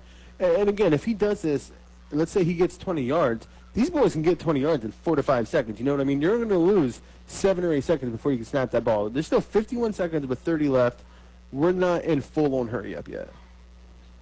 But that said, Trimble knows this as we're going to line up in a bunch right set here for Nelsonville-York. Okay, now they're going to even out a little bit. Good at Holden Hodson out way to the left all by himself. It looks like Walker Stone and Logan Meek and Thompson. We're going to run a bubble screen here on the right-hand side, inside the 30, 25, 20-yard line. He's going to try to get out of bounds, and Trimble's going to let him. Had a few guys there, but he's going to get a nice pickup. We'll wait and see where the official spot is. Logan Meek on that wide receiver screen was able to get a few yards there, get out of bounds. And you can see he was intentionally looking for that out of bounds to stop the clock. Nice job by the Buckeyes. So they don't give him the first down. Now he looks to be about 2-3 yards short of that. Yeah, they're on that far side, so it's a little bit difficult to tell. But it will be third and 3 from the 19-yard line. 41 seconds. Again, clock is not moving because he did get out of bounds. So plenty of time. Shotgun set. Cunningham lines up to the right. Sullivan, who will take the snap, looks right. There's a fade off to the left-hand side. He goes up for it, and it's going to go incomplete. It's thrown pretty well toward Holden Hodgson, but it was very well defended. Hodgson coming up a little bit limp there, maybe cramped up a bit, trying to run it off.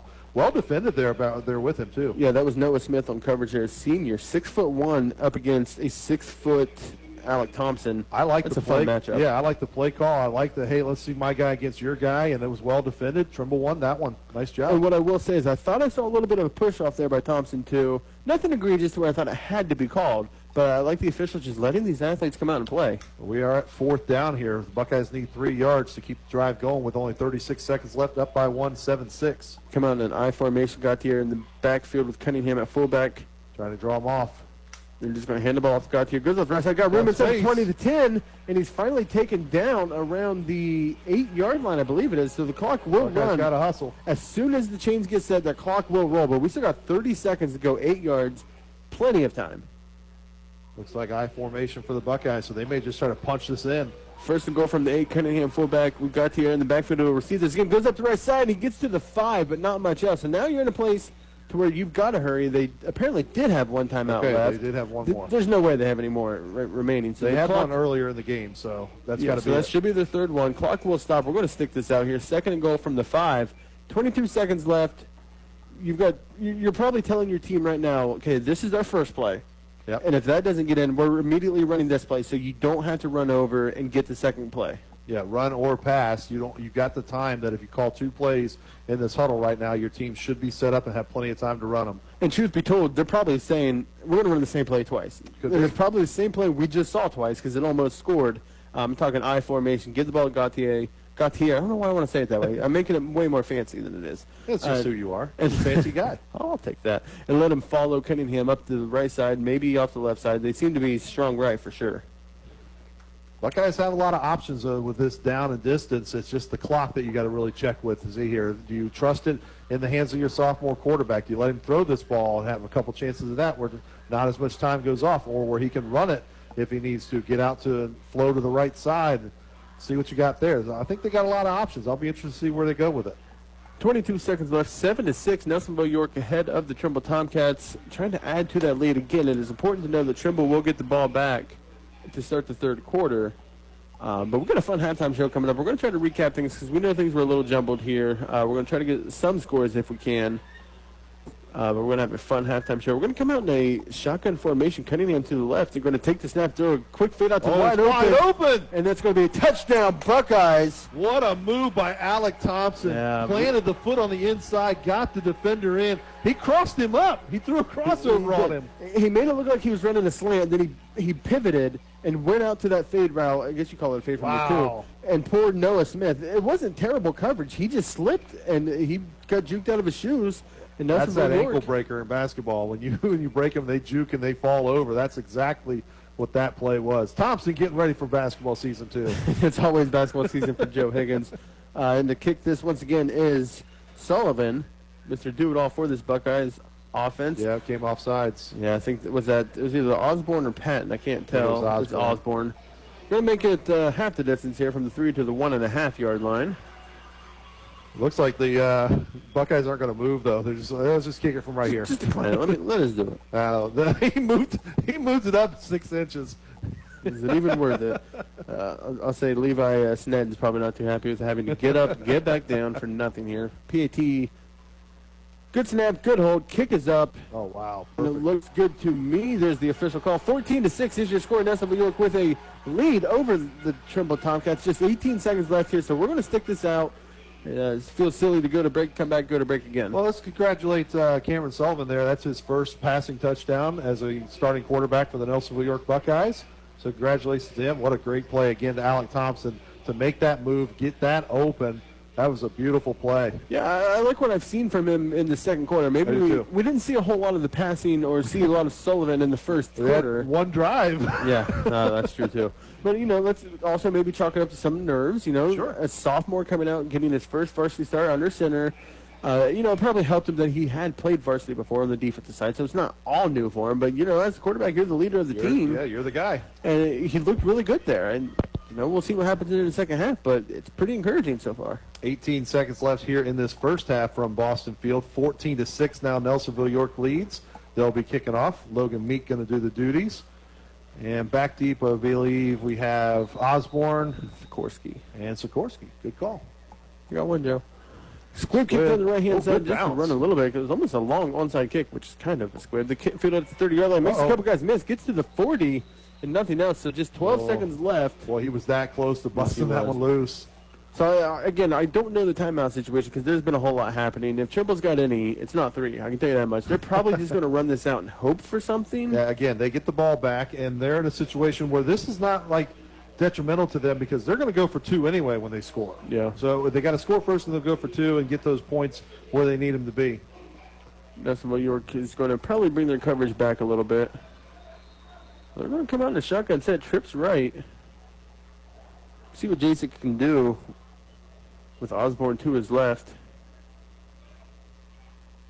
Takes a snap, throws it quickly out to the outside. He's going to try to throw it again. Pass. And he's got a man, but he underthrew it. You can tell right away. And he caught it. No, he dropped it. Went through his hands. I think there's a flag comes in. I think we're going to get a pass interference there on Alec Thompson. The ball was underthrown, and I can't see who the wide receiver was, but he had to stop. And Thompson was burnt so bad there, he jumped and threw his hands in the air to try to deflect it, but he kind of hit the wide receiver because the flag is thrown pretty close to where the ball hit the ground. So they're going to put this at the 45-yard line. Yeah, so it would have been a 15. I didn't see the call, but I'm assuming that's what happened there. 4 seconds left. So they just made that long throw. Maybe they try to throw this one to the end zone from the 45. And really, that's not the worst-case scenario for Alec Thompson and his defense, too. He took a 15-yarder, but it could have been much worse if the ball was thrown on that double pass. First and 10 from the Like the Nelsonville-York 45. Takes the snap here. They throw the flag. They're going to stop it. Offside or false start from the Trimble Tomcats. So that'll back them up a little bit.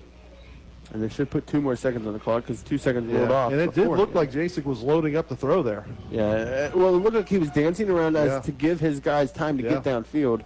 I want to say that was Owen Sikorsky who made that first pass, or the second pass, It was. Had a nice spiral, but he had, I think, a little bit too much air under it. Well, I think he quickened it. You know, he didn't have to throw it as fast as he did. But, you know, on those double passes, you do got to run the play pretty quick because you're expecting that everybody moves up on that short pass, and you got to throw it before they can recover. Right. 4 seconds left here. First and 15 back right at midfield here for the Trimble Tomcats. Should be the last play of the half. Let's see what they do. Shotgun set for Jasek. Halfback to his right. Sikorsky takes a snap. He's going to dump this out to Sikorsky. Throws it behind him, and it will go down incomplete. There is 1 second left here, so they proved me wrong once again, which is pretty easy to do these days. Looked like Coach Richards was out there talking to the officials. Let's just make that one 0. Let's call that one off. I mean, that's a long 3 seconds, right? That's what Coach is saying down there. And, well, I mean, look, if there's any coach that has a big bag of tricks, it's Coach Ferris. And he used one. Wanted to get to that on the Wild World of Sports when we had him on, but we were kind of running short on time, and Coach Ferris needed to run off too, so we'll ask him another time. He never tells us anyway, so no, he doesn't. We got to ask. Trick plays against us. 1 second left here. Jasek takes the snap. He's going to just try to scramble, but he's not in the backfield. So that's going to do over here for the first half from Boston Field as the Buckeyes are celebrating. They have good reason to. Up 14-6 over the Trimble Tomcats. We're going to take a quick break, but on the other side of that is the Athens Insurance Services halftime show. Don't go anywhere here in your Game of the Week on 103.9 FM. Since 1926, Athens Insurance Services has focused on doing one thing and doing it well, providing peace of mind through affordable, comprehensive insurance protection. Whether you're looking for car insurance for your new teenage driver, home insurance for your first home, protection for your business or life insurance, they've got you covered. Representing Central Insurance Company, count on Andrew, Mike, Kendra, Hannah, Chelsea, and Brent. Athens Insurance Services at 375 Richland Avenue. Call 740-593-6639. I've got a few summer crushes, and I met them all at McDonald's. The first is any size Southern-style sweet tea for just $1.29. I can't stop thinking about it. Then there's any size frozen Dr. Pepper, Fanta Blue Raspberry, or Coke for just $1.99. Ice cold and sweet is my jam. Lastly, any sized iced coffee is just $1.99. I'm sort of obsessed. There are drinks, then there are drinks from McDonald's. Ba-da-ba-ba-ba. Prices and participation may vary. Cannot be combined with any other offer or combo meal. Coca-Cola and Fanta are registered trademarks of the Coca-Cola Company. Dr. Pepper is a registered trademark of Dr. Pepper 7-Up, Inc. The high school game of the week on 770 WAIS, 103.9 FM, and WAISAMradio.com. Welcome back to Nelsonville-York's Boston Field, where the Nelsonville-York Buckeyes leading the Trimble Tomcats 14-6. Just about to get halftime underway, but it might be a little bit delayed here because the Nelsonville-York Hall of Famers are being introduced here at halftime as they come strolling out. Jay Klein, the athletic director for the Nelsonville-York Buckeyes, out there with a plaque as well. And while they're kind of coming out, I'll run through the list. We had this list put out if I can get things to load up, which we've been having that issue today, Andy.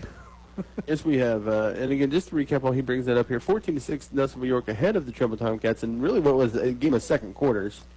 By the way, I apologize. I had the wrong, what we're honoring here. What they're actually honoring is the new plaque being put up on the wall here for Nathan Stalder, who unfortunately lost his life. He was a proud Buckeye, a great player for Nelsonville-York, and it's going to be well-deserved. His family members out there on the field now, the Stalder family, and there's been a number of Stalders come through and play this game and do other athletics here, both on the male and female side for Nelsonville-York. So obviously our condolences to his loss, but nice to see that plaque's going to be going up. Absolutely, well-deserved.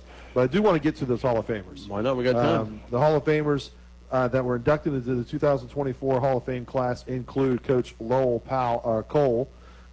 He was a basketball coach for the Greyhounds, responsible for 2 of the school's 4 SEOAL league champions from 1951 to 52, SEO champion, Class B district champion, Class B regional champion, Class B state runner-up, SEOL Coach of the Year. 16 straight wins, 22-4 overall record, and a 13-1 SEOL record.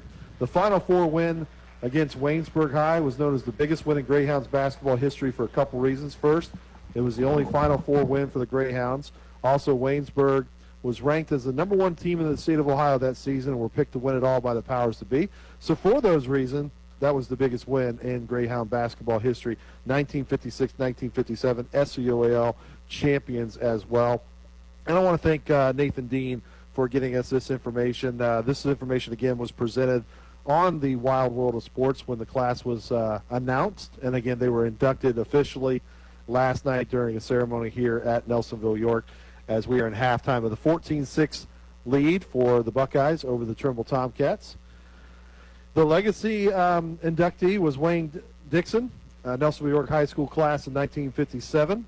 Nelsonville High School class of 1957, all SEOL football, all SEO basketball as well, an SEOL champion in 3 events at SEOL track meet, district champion in 3 events at district track meet, qualified for the state track meet in 440-yard dash, part of the SEOL basketball champions 1957 with a 12-2 league record and 22-4 overall, Southeast District champions in 1957, SEOL second place football 7-1-1 record, and an SEOL track meet second place as well.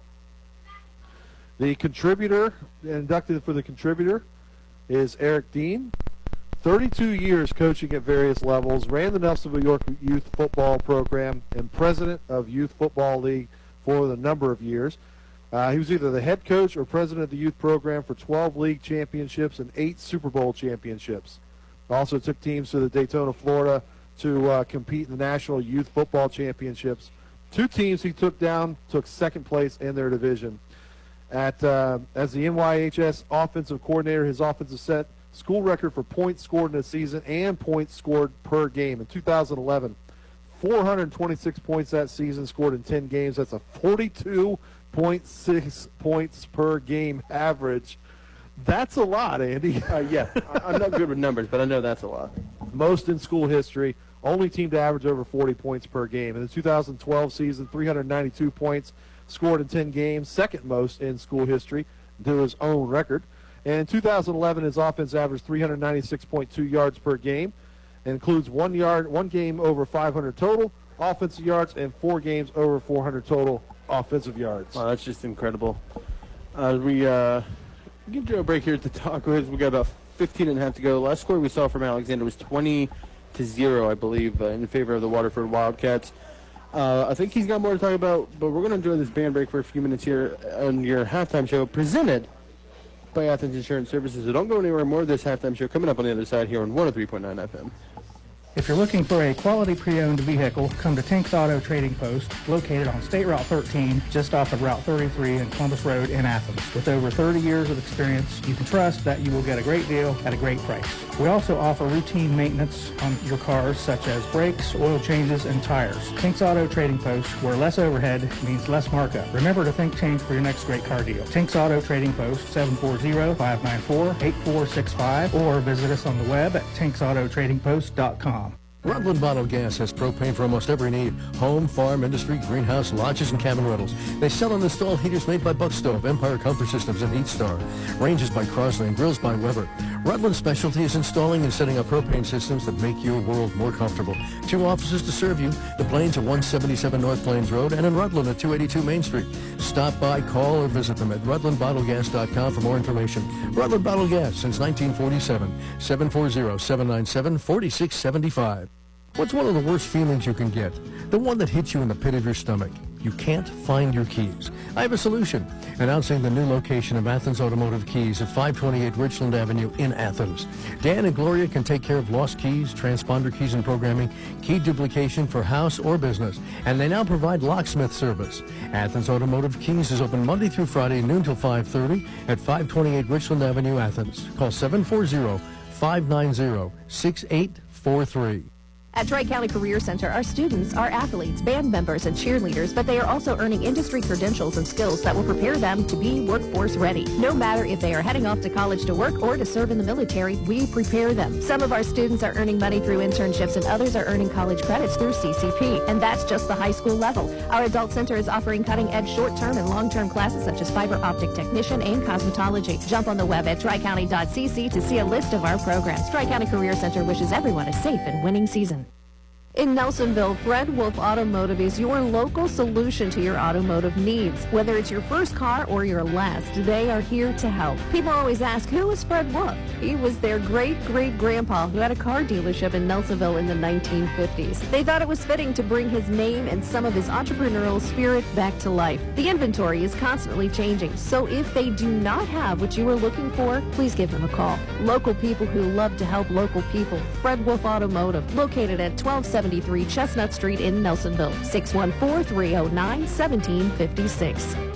Hey, it's me. Well, you from the future. Let's talk budget. Gas prices are going up. You blew your budget buying groceries, and here comes your bill for car insurance. Now, that's one bill you can control when you choose Erie Insurance. Do your future self a favor and ask about Raid Lock from Erie. The only thing going down is the waistline on our jeans. Yep, low rise are back in again. Your Erie agent is McFadden Insurance. Get a quote today at mcfadden-insurance.com. Go to eerieinsurance.com for company licensure and product details.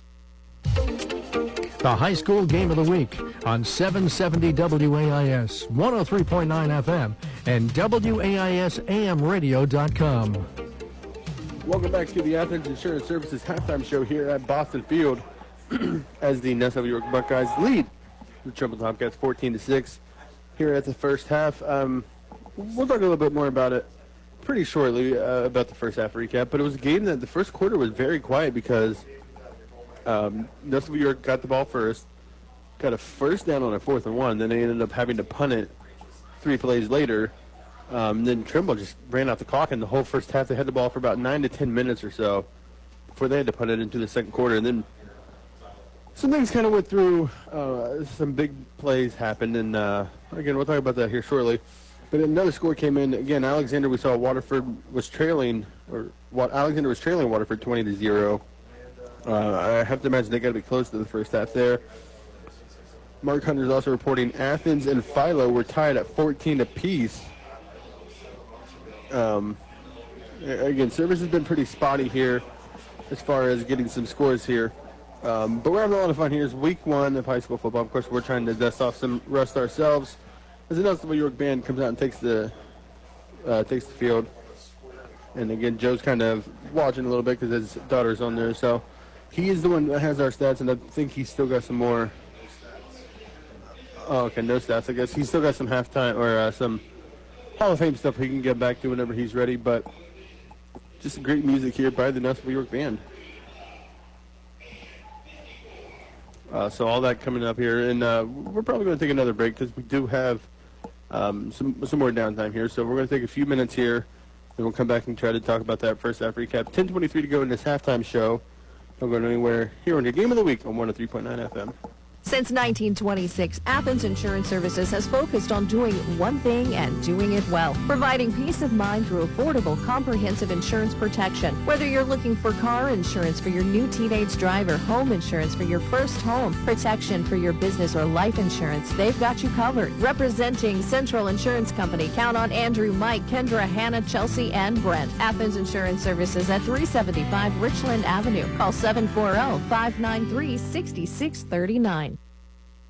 I can get 4 of my faves at McDonald's for an amazing price. I just have to say the secret words. McDonald's $5 meal deal. With these magical words, I can get a McDouble, a McChicken, or a hot and spicy McChicken. Plus a 4-piece chicken McNuggets, small fries, and any small soft drink. All of this is just $5. Actually, everyone can get the McDonald's $5 meal deal, so it's really not a secret. I'm just in a library right now. Ba-da-ba-ba-ba. Prices and participation may vary. Cannot be combined with any other offer or combo meal. Who can you turn to when you need a general contractor? Choose someone with over 30 years of experience, is licensed and insured. Choose the professionals at J&K Contracting. They're a full-service commercial and residential contractor. From new builds to remodeling, J&K Contracting has you covered from the ground up. Excavating or concrete, roofing or siding, replacement windows or decks, kitchen and bathroom remodels. One call, they really do it all.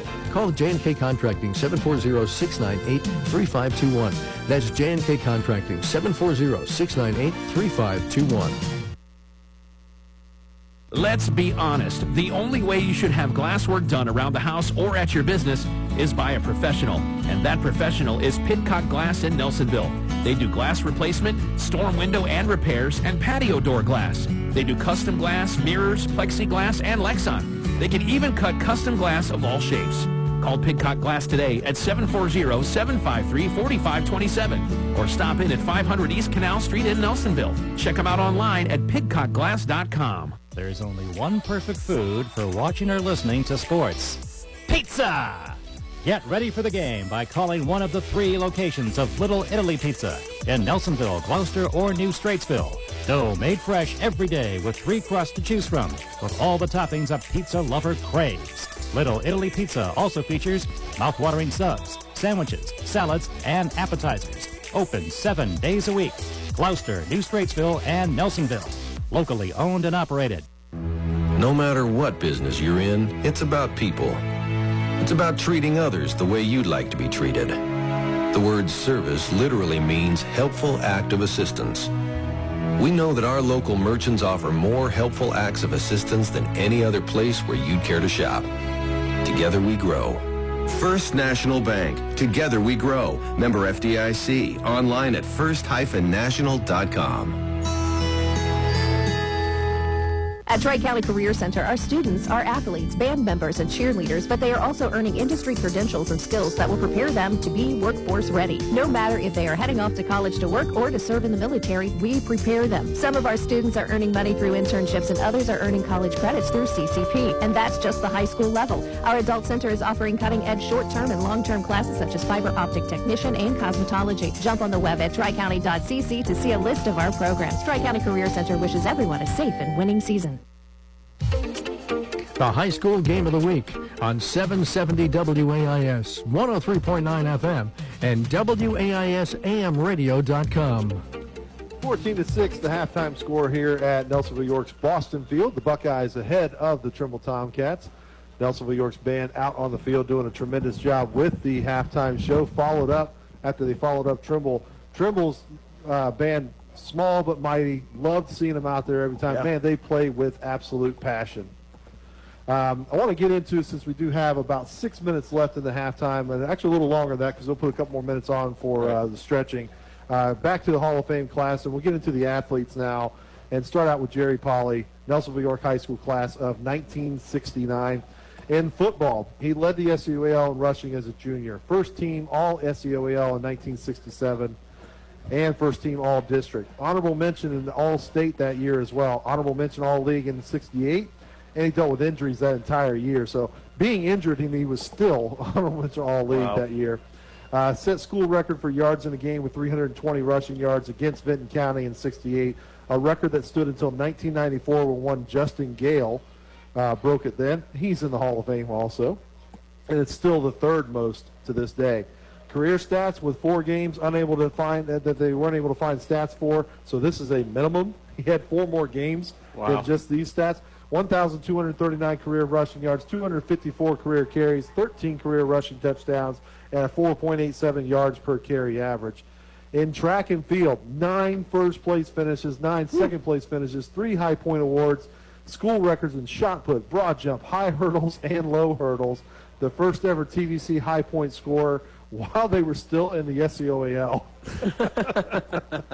And he was a 2-year letterman in basketball as well. That's Jerry Polly. Darrow Tolliver is the Nelsonville-York High School class of 1983 graduate. In football, he was part of the 81 state championship, the 81 and 82 regional championship team, and 81-82 TVC championship team. All TVC in 81 and 82, all district in both those years. Honorable mention All-State in 1982. Thought to be, without a doubt, one of the best offensive line players to play in school history. Both sides of the football is where he played. He was an important piece to the 24-1 record over the years 81 and 82. Those were his years, Andy. Sounds like it. Track and field, also a 4-year participant out there as well. Jason Gale, brother to Justin Gale, enters the Hall of Fame as well from the Nelsonville-York High School class of 1995. In football, 1993, first team All-TVC, special mention All-District. In 1994, first team All-TVC, TVC Defensive MVP, first team All-District, and special mention All-State. School records when he graduated. So when he graduated, he was doing pretty well in terms of the record book. Say so. Most sacks in a game. Had 6 against Belpre. Still the number 1 in school history. 6 sacks in one game. That's incredible. Most sacks in a season, he had 13. Most sacks in a season for over a decade, that record held. Most sacks in a career, he had 22. That held for 23 years. Or that was the most sacks were in a career for 23 years. Most forced fumbles in a career, he had 6 of those. So not only is he making all these sacks, he's knocking the ball loose as well. Most forced fumbles in a career for 2 decades, that one was. He's second most forced fumbles in a season now, second most recovered fumbles in a season, third most sacks in a game, third most solo tackles in a game, fourth most fumble recoveries in a career, and 7th most solo tackles in a game. That's all on the football side. He also played basketball where he was a letterman and led the team in rebounds in 92-93. Letterman and honorable mention All-TVC and led the team in boards in 93-94. And as a 94-95 season, Letterman, captain, first team All-TVC, and third team All-District. Moving to the mats, Carl Moody in Nelsonville-York High School class of 2012. Wrestling, he was part of 2 sectional championship teams in 2010 and 2012. And the part of 2 district championship teams also in 11 and 12. And part of the team that placed 4th in the state in 2012. He's a 2-time state qualifier, 2-time state placer, 6th in the state in 2011, 8th in 2009. 2-time TVC champ, 2011 district champion, 2-time district placer, a career record 130 and 23. Battled some tough injuries his entire career. Still one of the most successful Buckeye wrestlers in school history. The injuries he was wrestling with: a torn meniscus, dislocated elbow, broken ankle. Still out there trying to get it done. Yeah. Cross country, he was also a 2-year letterman there as well. We mentioned earlier that his father went into the Hall of Fame, there to induct him and also enter the Hall of Fame himself, Nathan Dean, Nelsonville-York High School class of 2012. In football, special mention All-State 2011, first team All-TVC in that same year, first team All-District, first team All-TVC in 2010, where he's special mention All-District as well. 3-year starter and quarterback and kicker. School's first 2,000-yard passer was Nathan Dean, one of only 2 to do that. And the records at graduation, he had the most passing touchdowns in a game at 4, most completions in a game at 22, most attempts in a game at 41, most passing yards in a season, 2012, and most passing touchdowns in a season at 17. The highest completion percentage in the season was his at 69.2%. Most completions in a season, 142. Highest completion percentage in a career, 59.2. Most field goals made in the game, and at 2, and also top 3 in 14 other passing record categories. Also a very much of a standout baseball player, where he was a 4-year starter at catcher, pitcher, and third base. First team All-TVC 2012, honorable mention All-District in 2012, and career stats, we only had the junior and senior years, as stats weren't found there in Titus. So again, these are kind of without those freshman, sophomore seasons. 373 batting average, 416 on base percentage, 21 runs scored, 16 RBI, 161 innings pitched with 63 strikeouts, 31 earned runs, 4.41 ERA, a 6-5 in record, a career high 10 Ks versus the Wellston Rockets. He was a 1-year letterman in basketball, and as a contributor, this is where he's most known for now. He is the president, historian, and co-founder of Nelsonville-York's Athletic Hall of Fame. He created the Nelsonville-York football record book in 2017, 50 years after the consolidation of the schools, and established the Nelsonville-York Athletic Alumni Association and Scholarship Fund, and he's been a coach at Nelsonville-York High School since 2013. Run out of time here in our halftime show, so I want to get to some of the highlights here. Zach Mays, also the class of 2013 for Nelsonville-York in wrestling and football, a tremendous, tremendous athlete in both sports. Caitlin Breeze for volleyball, the Nelsonville-York High School class of 2013. I mean, some of these things, sectional championship 3 different times out there, so she's She's no stranger to success. All District 13 in her sophomore, junior, and senior years, and then in track and field. I don't have time to run down all these accolades. Amy's looking at my phone here. It's the entire page. So, needless to say, a tremendous athlete as Caitlin Bree. So that is your newest inductee class, 2024, going into the Nelsonville. That's now inducted into the Nelsonville-York Hall of Fame. And that's going to put us a little wrap on our halftime show as well, as the teams are back out and stretching out. We're going to take a break here. When we come back, we will have second half action for you as the Nelsonville-York Buckeyes lead this one 14-6. This is your Athens Insurance Services halftime show. We thank them and all of our sponsors. We're going to be right back after this break here on the Game of the Week on 103.9 FM. Since 1926, Athens Insurance Services has focused on doing one thing and doing it well, providing peace of mind through affordable, comprehensive insurance protection. Whether you're looking for car insurance for your new teenage driver, home insurance for your first home, protection for your business or life insurance, they've got you covered. Representing Central Insurance Company, count on Andrew, Mike, Kendra, Hannah, Chelsea, and Brent. Athens Insurance Services at 375 Richland Avenue. Call 740-593-6639. In Nelsonville, Fred Wolf Automotive is your local solution to your automotive needs. Whether it's your first car or your last, they are here to help. People always ask, who is Fred Wolf? He was their great-great-grandpa who had a car dealership in Nelsonville in the 1950s. They thought it was fitting to bring his name and some of his entrepreneurial spirit back to life. The inventory is constantly changing, so if they do not have what you are looking for, please give them a call. Local people who love to help local people. Fred Wolf Automotive, located at 1273 Chestnut Street in Nelsonville, 614-309-1756. The high school game of the week on 770 WAIS, 103.9 FM, and WAISAMradio.com. Welcome back to Boston Field, ladies and gentlemen. As we put a cap on the Athens Insurance Services halftime show, we thank them and all of our sponsors each and every week. We've got about 14 seconds left here. Joe, what do you think the atmosphere was like in both locker rooms? Let's start very quickly here with the Nelsonville-York side. I think the Buckeyes pretty happy with having those scores up on there. I think Trimble's got to feel like, hey, they let a couple things slip there, but they're learning processes. They'll get right back into it here and start in the second half as Logan Meek sets the kickoff for the Buckeyes. It's a nice kick and a travel all the way back to the 10-yard line where it's received. The blocking set up for the Tomcats, and Osborne brings the back out a little bit past the 20, maybe to the 22-yard line. Yeah, a little bit of backpedaling there. Almost looked like a center fielder who got burnt there. Did well to get it and get what he could was Luke Osborne. And you mentioned atmosphere in the locker room. How about the atmosphere out here now? Because these fans are still packed on both sides, and now we're playing under the lights. The sun has gone down. The lights are on. It's high school football in full swing now. Yeah, to speak to that, I'm not sure I've seen Nelsonville-York players this excited. I mean, It's only a one-possession game here up by 8. But, I mean, every player that's running out there, in particular, I saw Caleb Rexford, who's just so amped up, and he wasn't even in on that kickoff. First intended throw in 22, wishbone formation. Jacek takes the snap, hands the ball off to Osborne. It goes off left center, and he got about 4 yards, I believe. Nice little run there. Good coverage as well. You mentioned Rexford. He's kind of like the emotional leader of the team. He gets in on different plays, of course, and he's part of the rotation. But they had their bonfire and pep rally type thing on Wednesday night after our show. Yeah. Came over, checked it out. He's running around with that sledgehammer for the car, just like picking people out of the audience, getting them fired up, to get them hit that car. Seems like an entertainer for sure. Getting forward first down to make this 2nd and 6 from the 26. Wishbone set. Trimble takes a snap. He fumbled the ball? I think so. But he didn't dive on it. So Jacek just let the ball. It was very strange. It looked like that ball rolled forward underneath his guards, and they just fell on it.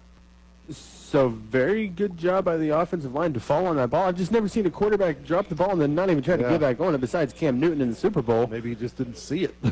So fortunate to hold on to the possession and not lose anything. We'll make this 3rd and 6. Big play to start the second half. Absolutely. I think Nelsonville-York might pin their ears back here and come at it. We haven't mentioned his name too much, but he's been in there a lot, is Caleb Layton. He is a stud for that defensive line. We'll see if he goes after him. 3rd and 6 from the 26. Wishbone set again. Jacek takes snap, hands the ball off the left-hand side. He gets close to the first, maybe about a yard short. Yeah, there was a lot of good blocking up front. He didn't get touched until about 6 yards into that run. So call that a gain of, no, they're going to call that a gain of 6. So we'll move the chains. There you go. Right at the line. Seems to be a pretty common theme tonight, huh? They've been getting just enough. The Trimble Tomcats have. That's all you need. That's all right? you need. That's right. My life philosophy is why do more than you have to, Joe? That's your motto? Yeah, just ask anybody. 1st and 10 from their own 32 here. 10-16 to go in the third quarter. Nelsonville-York ahead. 14-6 over the Trimble Tomcats. Wishbone set. Jason takes the snap, hands the ball off. I believe it's Sikorsky. He's got 2 guys right next to him. Oh, wow. And it was actually Sikorsky was the lead blocker there, but he was running right alongside of Matthew Moyer. Moyer had the ball. I can see why you got confused. They were both running like they had it. I mean, I just tried to hit them both if I could, but Moyer's got to get behind your blocker. Yeah, he might still be running. He was going. 2nd and 5 from the 37 here. Trimble again doing what they did in the first quarter, running that clock down. Try to take position here. Clock's not in their favor. Down by 8 here. Plenty of time in this young second half. JC gets under center with 10 seconds on the play clock. We'll fake a handoff to Moyer and give it to Sikorsky on a counter. Gets across the 40, maybe to the 42. He's going to be close to a first down. Another nice run, and I think we might have our first cramp up of the season. As we expected, we talk about this week, year in and year out. The first game, it's always a little bit warmer, and you see players kind of go down a little early, and fortunately, they're most of the time they're going to be a cramp around this time of the year. Yeah, if we're lucky. And this season in particular has been odd because the last couple of weeks was kind of cool. Yep. It really felt like fall. It started to warm up a bit today, but it was still cool out there. And when the temperatures fluctuate so much, your body just does weird things. I'm not smart. Don't ask me what it does. But you can feel it, certainly in our older age, Joe. But they do have that player down. They're stretching him out, so it does appear to be a cramp. But it is 9:23 to go in this third quarter here. Trimble is still on their opening drive of the second half. 14-6, the Buckeyes ahead of Trimble. Yeah, and to recap a little bit, Nelsonville-York had the ball to start the game and didn't get anything out of it, had to put that one away. Then Trimble had it forever. 9 or 10 minutes. Yeah, they had it until Nelsonville-York didn't get the ball back until, I think, a minute and a half, 2 minutes into the second quarter. Yeah. And then Tomcats scored first. They get 6 points on the board. They were stopped on a 2-point run attempt, and then the Buckeyes on their first play when they got the ball hit a big strike 67 yards from sophomore quarterback Cameron Sullivan hitting Alec Thompson over the middle, and a good defensive try there. They were right there to nearly take that one away, but Thompson was able to come away with it, then run the last 30 yards untouched to get the score. Sullivan kicked the extra point to put them up 7-6, and then right there near the end of the first half, the Buckeyes score again on a tremendous play. Alec Thompson planting the foot, juking out the defender, dropping out to the fade, and Cameron Sullivan threw it out there right when he needed to, but he could have just waited and waited and waited. As Austin Gauthier comes off the field on his own power, and like I said, just stretching out that cramp, I believe. I bet he'll be off one play and then right back in the next. So 14-6 to score, 9:23 left in the third. I'm falling in love with this defensive line for Nelsonville-York. You know I love the meat, right? You got Caleb Layton, you got who else is out there? Brendan Tomlin's out there. These are a lot of big boys. We'll talk a little bit more about them. First 10 at their own 43. Wishbone said again, the handball off. Nice dive in there. I think Dakota Cunningham. Or was that? Oh, I was going to say Osborne. No, Cunningham came in to get the tackle. You're right. Osborne had the ball. Cunningham read it, though, came in, flying in, kind of submarined, and stopped that for a short gain. But to finish my point, Caleb Layton, looking on here, 6'3", 210. Brendan Tomlin, 6'3", 270. Yeah. I mean, that's a lot of meat, Joe. Yeah. They don't look... And they're quick. Yeah, I mean, they don't look like a 270-pound or whatever I just said. He doesn't look that big, but it's because he's built. Yeah. You love it. Gain of 3 on first Good down there. work by both those interior defensive linemen. Gain of 3 will make this 2nd and 7 from their own 46, just shy of midfield. Trimble Tomcats wishbone formation. 4 seconds on the play clock. Just got done talking good things about Caleb Layton. He jumps off sides. Did they get Layton or did they get Chase Henry? I believe they got Layton here. Okay. He thought it was on him because he punched the ground. Yeah, I saw players on both sides move. I just couldn't tell you which one they got first. Yeah, they're going to call it on Nelsonville-York. Good call. Maybe I shouldn't have said anything, Joe. I was just going off of Layton's reaction. Yeah, unforced error there will give free 5 yards to the Tomcats. Will make this 2nd and 2 from the Nelsonville-York 49. So just across midfield here for the Tomcats, and that does reset the play clock. Wishbone said again, still 30 seconds on there, and they are actually going to get under center here, so they're not going to milk it that much. Hand the ball off to Osborne, who runs into his blockers. He still manages to go forward, and he's still going, Joe. What a run that was. He got hit at the line of scrimmage, and he pushed forward about 5 yards. You talk about all that beef up front. He just took it with him. He ran through his own lineman, the defensive lineman for the Buckeyes, and kept going and earned a tough first down. I don't need you. Get out of my way. But we'll move the change for the Trimble Tomcats. 8 minutes ago in this third quarter, 14-6, Nelsonville-York ahead of Trimble. Nelsonville-York's trying to get some substitutions on and off. Well, Gautier was trying to get back out there, and then they waved him back off. Wishbone set. Again, they will hand the ball off to Sikorsky off the right-hand side. He tries to cut it off the tackle. They're going to give him about 2 yards. Nice run off to the right side. Now Gautier get in there. And he started to try to get on before, but then there was, I don't think they had time to get, was it Noah Logie? Yeah, to get him out. I don't think they can get him off. So they said, you stay, I'll get you next time. As now I see Caleb Rexford coming off, but I didn't see anybody else going on. Looks to be like he's cramping or something. Yep, does look like it. He's walking quite gingerly. Holding that left hammy. Yep. Took his helmet off like he's mad at his hamstring. So I assume they got somebody on there for him. I can't imagine that they're not going to. 2nd and 8 here from the Nelsonville-York 41. 7:14 to go in this third quarter. Still down by 8 as the Trimble Tomcats hand the ball up the left-hand side. I don't know if he got back to the line of scrimmage. I think forward progress is going to be about a half yard short. Yeah, Tomlin was right there to swallow him up, and that might have gone for a little bit of a loss. 3rd and long here. They're going to say 8. This 3rd and 9. 14-6, 6:53 and counting. Nelsonville-York in the lead, trying to keep the Tomcats off the scoreboard here. Yeah, so the thing about Trimble is they traditionally, everybody knows what's coming, but you just can't beat them. Yeah. And so far, they got down this field about 30 yards or so doing what they do, but Nelsonville-York in the last couple plays have stuffed them. Makes this 3rd and 9 to where they might have to do something else, but they don't. Go right back to the score, skip the middle, and he's got maybe 2 yards. They just carry him back. So they repaid the favor that time. They got pushed up. Nelsonville-York's defense got pushed back big time on that one big run. This time they lifted him up, pulled him off, and we got another Buckeye cramping up and running around out there. That's Hodgson. So this is going to make a 4th and 7. He's not even trying to come off. He's trying to work it out. I'm watching this official down here. He's watching Hodgson. He might make him come off. Logan Meek is ready to go in if he has to. He's laboring pretty good, and it does appear to just be a cramp. He's trying to work it off. He's just going waved all off around. Another official. He's going all around the defensive side trying to wave him off. He's back to the 29-yard line right now. If you're the Tomcats, if you see that, don't you target it? He looks to be that safety. Send somebody down there. I formation, 4th and 7. They are going for it. They're going to fake a handoff, bootleg left. Looking to pass is Jasek. He's got a couple guys. He's got him wide open inside the 30 to 25. Tries to make a man miss and can't get away from him at the 21.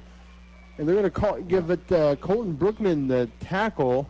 And so in that play set, Hodgson was not defending that play or defending that player. He was playing center field on that, but he was trying to come over to at least make the tackle. He could not. He was on the far side of the field trying to make this limping play. Could not get there. Eventually came all the way to the sidelines and cramped up before they could get him out. But you understand where the kid's coming from. He wants to stay out there and play, but he had to have come out before that play. And he's out right now. So it is one of those, you respect the fact that he wants to stay out there, but it's like you gotta get him out. You're not helping the team any. I didn't see who got that catch. Was it Isaiah Hooper maybe? I believe it was. 1st and 10 at the Nelsonville-York 21-yard line. 5.5 to go in this third quarter. 14-6. Trimble trailing the Buckeyes, trying to even this thing up here. They're going to fake a handoff, give it to Sikorsky off the right-hand side on a fake counter. He gets down to about the 16. Maybe they're going to move forward to the 14, actually. I think he fell forward.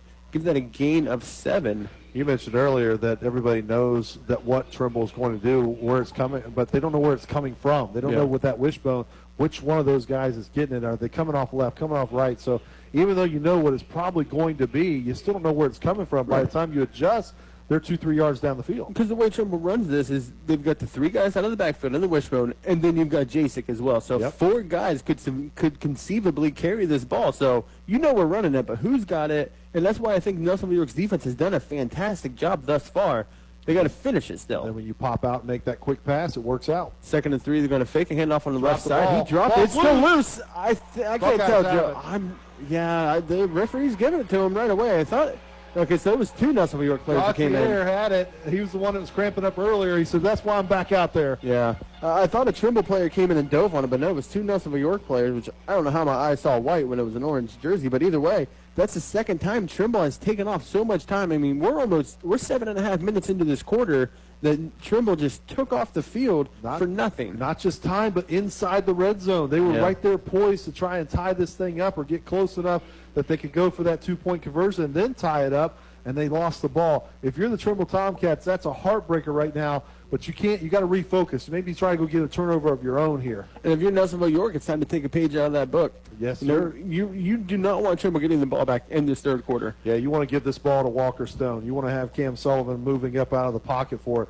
So whoever you've got in the tank that'll be running the ball right now, you got to get it to him here and keep this clock moving. We're keeping his ball on the ground. We're going to churn out some yards. You're going to your meaty offensive line. I'm going to Odenthal. That's my man. And you mentioned that you saw the Buckeyes playing around with a little wishbone. This might be the time for it. It would be. I still want to see him in that high formation. It worked so well in the second quarter. I'm going to my offensive line and saying, hey, this game is on your back. Win us this game, because if you take the rest of this third quarter off and a couple minutes into the fourth quarter and you put 7 points on there, that's a two-possession game. Trimble just hasn't shown the ability to operate that quickly right now. So here we go, 4:33 left in the third quarter, 14-6, Nelsonville-York with the lead. They're backed up as they got the ball at the 9-yard line. I formation, Cunningham in the lead for Gautier, and they don't air this out deep, and he had a man open, but he overthrew Thompson. But he burned two would-be defenders. Well, they're still defenders, not would-be. If he catches that, that's a touchdown. Yeah, that would have been a touchdown, and it was probably, 3 yards overhand. Thompson didn't have a real shot at it. He put his arm out like, well, maybe. No, never mind. Yeah, I like that play call. I know it's exactly the opposite of what I said, but take your shot, right? Yeah, why not? Because if you are going to keep it running, you can still do it from this spot down here. As Thompson, he's just now getting back to the original line of scrimmage. He's like, give me a second here. Why are we going to hurry up? 2nd and 10 from their own 9-yard line. I formation once again. Two wideouts to the right. They're going to hand the ball off. This time it's into the backfield, and he's taken down at the 5-yard line, maybe the 6 for 3 to 4 yard loss. Colton Ward jumps in there and did a great job. That hole was wide open, and he closed it tight. That kind of play and what we've been calling Colton Ward all night long, he would be a candidate for our Texas Roadhouse Player of the Game. Absolutely. And you know, the Nelsonville-York certainly made their share on their side as well. You're going to have to hang around for the post-game show to find out who I'm going to be going out to eat with. 3rd and a favorable 12 here. I thought it should have been another yard back. Big 3rd down. Trimble calling on their defense to get a stop and get their guys the ball back with good field position. Shotgun formation for Sullivan with Cunningham to his left, Trips left. Trimble in a 5-3 defense to try to match it, and they're going to call a Nelsonville-York's going to call that timeout. 14-6 is your score here. Buckeyes ahead of the Tomcats. 3:40 to go in the third quarter. We're going to take a quick break here on your Game of the Week on 103.9 FM. No matter what business you're in, it's about people. It's about treating others the way you'd like to be treated. The word service literally means helpful act of assistance. We know that our local merchants offer more helpful acts of assistance than any other place where you'd care to shop. Together we grow. First National Bank. Together we grow. Member FDIC. Online at first-national.com. Hey, it's me. Well, you from the future. Let's talk budget. Gas prices are going up, you blew your budget buying groceries, and here comes your bill for car insurance. Now, that's one bill you can control when you choose Erie Insurance. Do your future self a favor and ask about Rate Lock from Erie. The only thing going down is the waistline on our jeans. Yep, low rise are back in again. Your Erie agent is McFadden Insurance. Get a quote today at McFadden-insurance.com. Go to ErieInsurance.com for company licensure and product details. The high school game of the week on 770 WAIS, 103.9 FM, and WAISAMradio.com. Off the field, Trimble Tomcats trailing the Buckeyes 14-6, 3rd and 12 from their own 7. They're going to air it out. Thompson on the left-hand side. We're going to have a flag come in. That's going to be a pass interference. Yep. And I want to go ahead and finish your call. I think we were going to say the same thing, so I'll let you make that call. Well, I was just going to say that seemed to be created by Alec Thompson as a very veteran play to move into Matthew Moyer. Moyer's coming up a little limping here right now, too. Hopefully that's a cramp as well. But Thompson knew that ball was not going to get to him. He started moving into the field, towards the center of the field, and he caused that contact, but it is against the defender. They've got to give him space. Yeah, from what I saw, it looked like a little bit of push and shove on both sides, which is a no call, but I think Thompson did a great job of selling it, and he went down, and that's a call you'll get every time. And, say what you want. That's a smart play by Alec Thompson. That's a free first down. It'll be 1st and 10 at the 24. So veteran play there by the junior. Yeah, that was very smart because he knew that ball was overthrown again. So Cam Sullivan's showing he's got a cannon there. He's throwing that ball. He's got to be a little more touch on it. I like it. I mean, get this practice. I do too. 1st and 10 from the 24 now in a single back set. Cunningham in the backfield. They're going to send Thompson in motion. They're going to fake the pitch to him, give it to Cunningham on a counter. I tell you what, I was fooled. I thought they were throwing it out there. Tomcats were not fooled. They were ready up the middle for that one. Yeah, no gain on first down. 3 minutes and 20 seconds left in the third quarter. Still 14-6. Nelsonville-York ahead of the Tomcats, and they would love to add to that lead. If you're the Trimble Tomcats, what are you thinking about your strategy as you're ending this third quarter and heading into the fourth?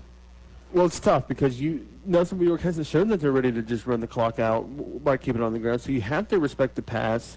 You would ordinarily go to man coverage, try to count for everything, but honestly, Nelsonville-York's got the size. Matchups, the matchup's probably in their favor. As they fake a handoff, throw a little bubble screen out here on the 2nd and 10 play. He's got it. Hodson makes a couple guys miss. He's got enough for a first down as he gets close to the 35. Little juke, little jive, first down. It's just very difficult for Trimble right now, and it's great because Trimble's typically in this position to where they are often undersized, if we're being honest, but it usually doesn't matter. But right now, it is mattering. It matters in that man-to-man matchup, to your point, and Alec Thompson's got the advantage on the outside. Hodson pulling it on that left side as well there, gets another first down for the Buckeyes. We'll be 1st and 10 at their own 35 here. 2.5 to go in this third quarter now. Still with an 8-point lead. Trying to add on to it at the end of this third quarter. But they seem to be in this mode where we're going to take some time off. But they got to hurry up now. There's only 3 seconds on the play clock, and they're going to call that timeout. And this is, again, because they can't get their formation correct. Yeah, so we're going to take that 30 seconds with them as well. 2:16 to go in the third quarter. 14-6. Buckeyes ahead of the Tomcats. More third quarter action coming up here on your Game of the Week on 103.9 FM. What's one of the worst feelings you can get? The one that hits you in the pit of your stomach. You can't find your keys. I have a solution. Announcing the new location of Athens Automotive Keys at 528 Richland Avenue in Athens. Dan and Gloria can take care of lost keys, transponder keys and programming, key duplication for house or business, and they now provide locksmith service. Athens Automotive Keys is open Monday through Friday, noon till 5:30 at 528 Richland Avenue, Athens. Call 740-590-6843. The high school game of the week on 770 WAIS, 103.9 FM, and WAISAMradio.com. Welcome back to the third quarter here from legendary Boston. Is that safe to say? I think so. 1st and 10 for the Trimble Nelsonville-York Buckeyes at their own 35. As they had to call a timeout here to get on the same page. As there was about 3 seconds on the play clock, and Sullivan was talking to his left side of the wide receiver cord, trying to get them in place. So they do come back out here. Appears to be in a single back set. Looks like Cunningham in the backfield behind Sullivan as they send a man in motion is Gautier, and he's going to receive his handoff. Tried to pump fake, and there was nobody out there. Great big hit by Colton Ward. Colton Ward once again. That's just a great play, Joe, all together. I mean, I will say he did a good job on that pump fake because it paused the entire defense, but they didn't know. There was nobody out there. He was just trying to pump fake them, and it worked. But then Ward said, not so fast. Once defense hit the pause button, when they hit the play, they played hard there. They made up for it. That play was a lot of fun. Wow. So we'll go down for, we'll call it no gain, no loss, but it may be a half yard. So we'll be generous here. 2nd and 10 for the Buckeyes. 1:40 to go in the third quarter. Still 14-6. Nelsonville-York ahead of the Tomcats. Levi Snedden checking into the game, going out to the wide out position. Looks like he's going to go all the way to the left side. Cunningham moves to the left of Sullivan, trips left, one wide out to the right.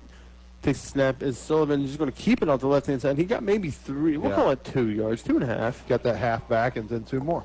Yeah, so we'll make it a more manageable 3rd and 8 opposed to a 3rd and 10.5. Ward got that tackle as well. So is this a situation where you think they might consider going for it? I mean, we're at the 37, so we're not quite to midfield. I know a lot can happen still. I think it depends on this 8, whether it becomes 4th and 4 or less, or still 4th and 8. 50 seconds left here, so we'll see if we get another play after this.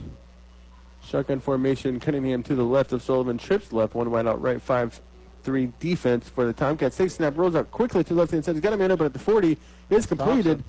And he's going to fight for the first down. I think he's got it. He went through 3 or 4 Trimble players, and we're waiting to see if they've moved it. This official here is calling that a first down. Saying first down, and he leaned forward, dove forward, and he's cramping up as well.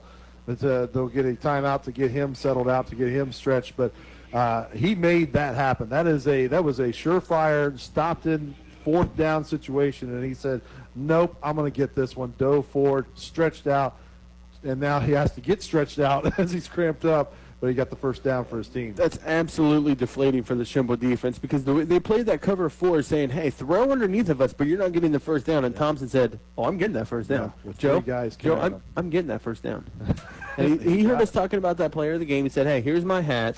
Well, he's got 2 touchdowns, and he's made some big plays out there, so he'd be up in the running for sure. I know who I got to talk to, in other words. Well, I believe he was on our show once talking about that. It didn't work out for you too well. I'm pretty certain he's the one who definitively said that I wasn't going. Everybody else jokingly laughed it off, but he said absolutely no, without a shadow of doubt. So maybe I'm going to have to talk to Ownville. Well, you've said a lot of nice things about him, so that's unusual for you to say nice things. So, well, I mean, when Isaiah's not here, I say it plenty.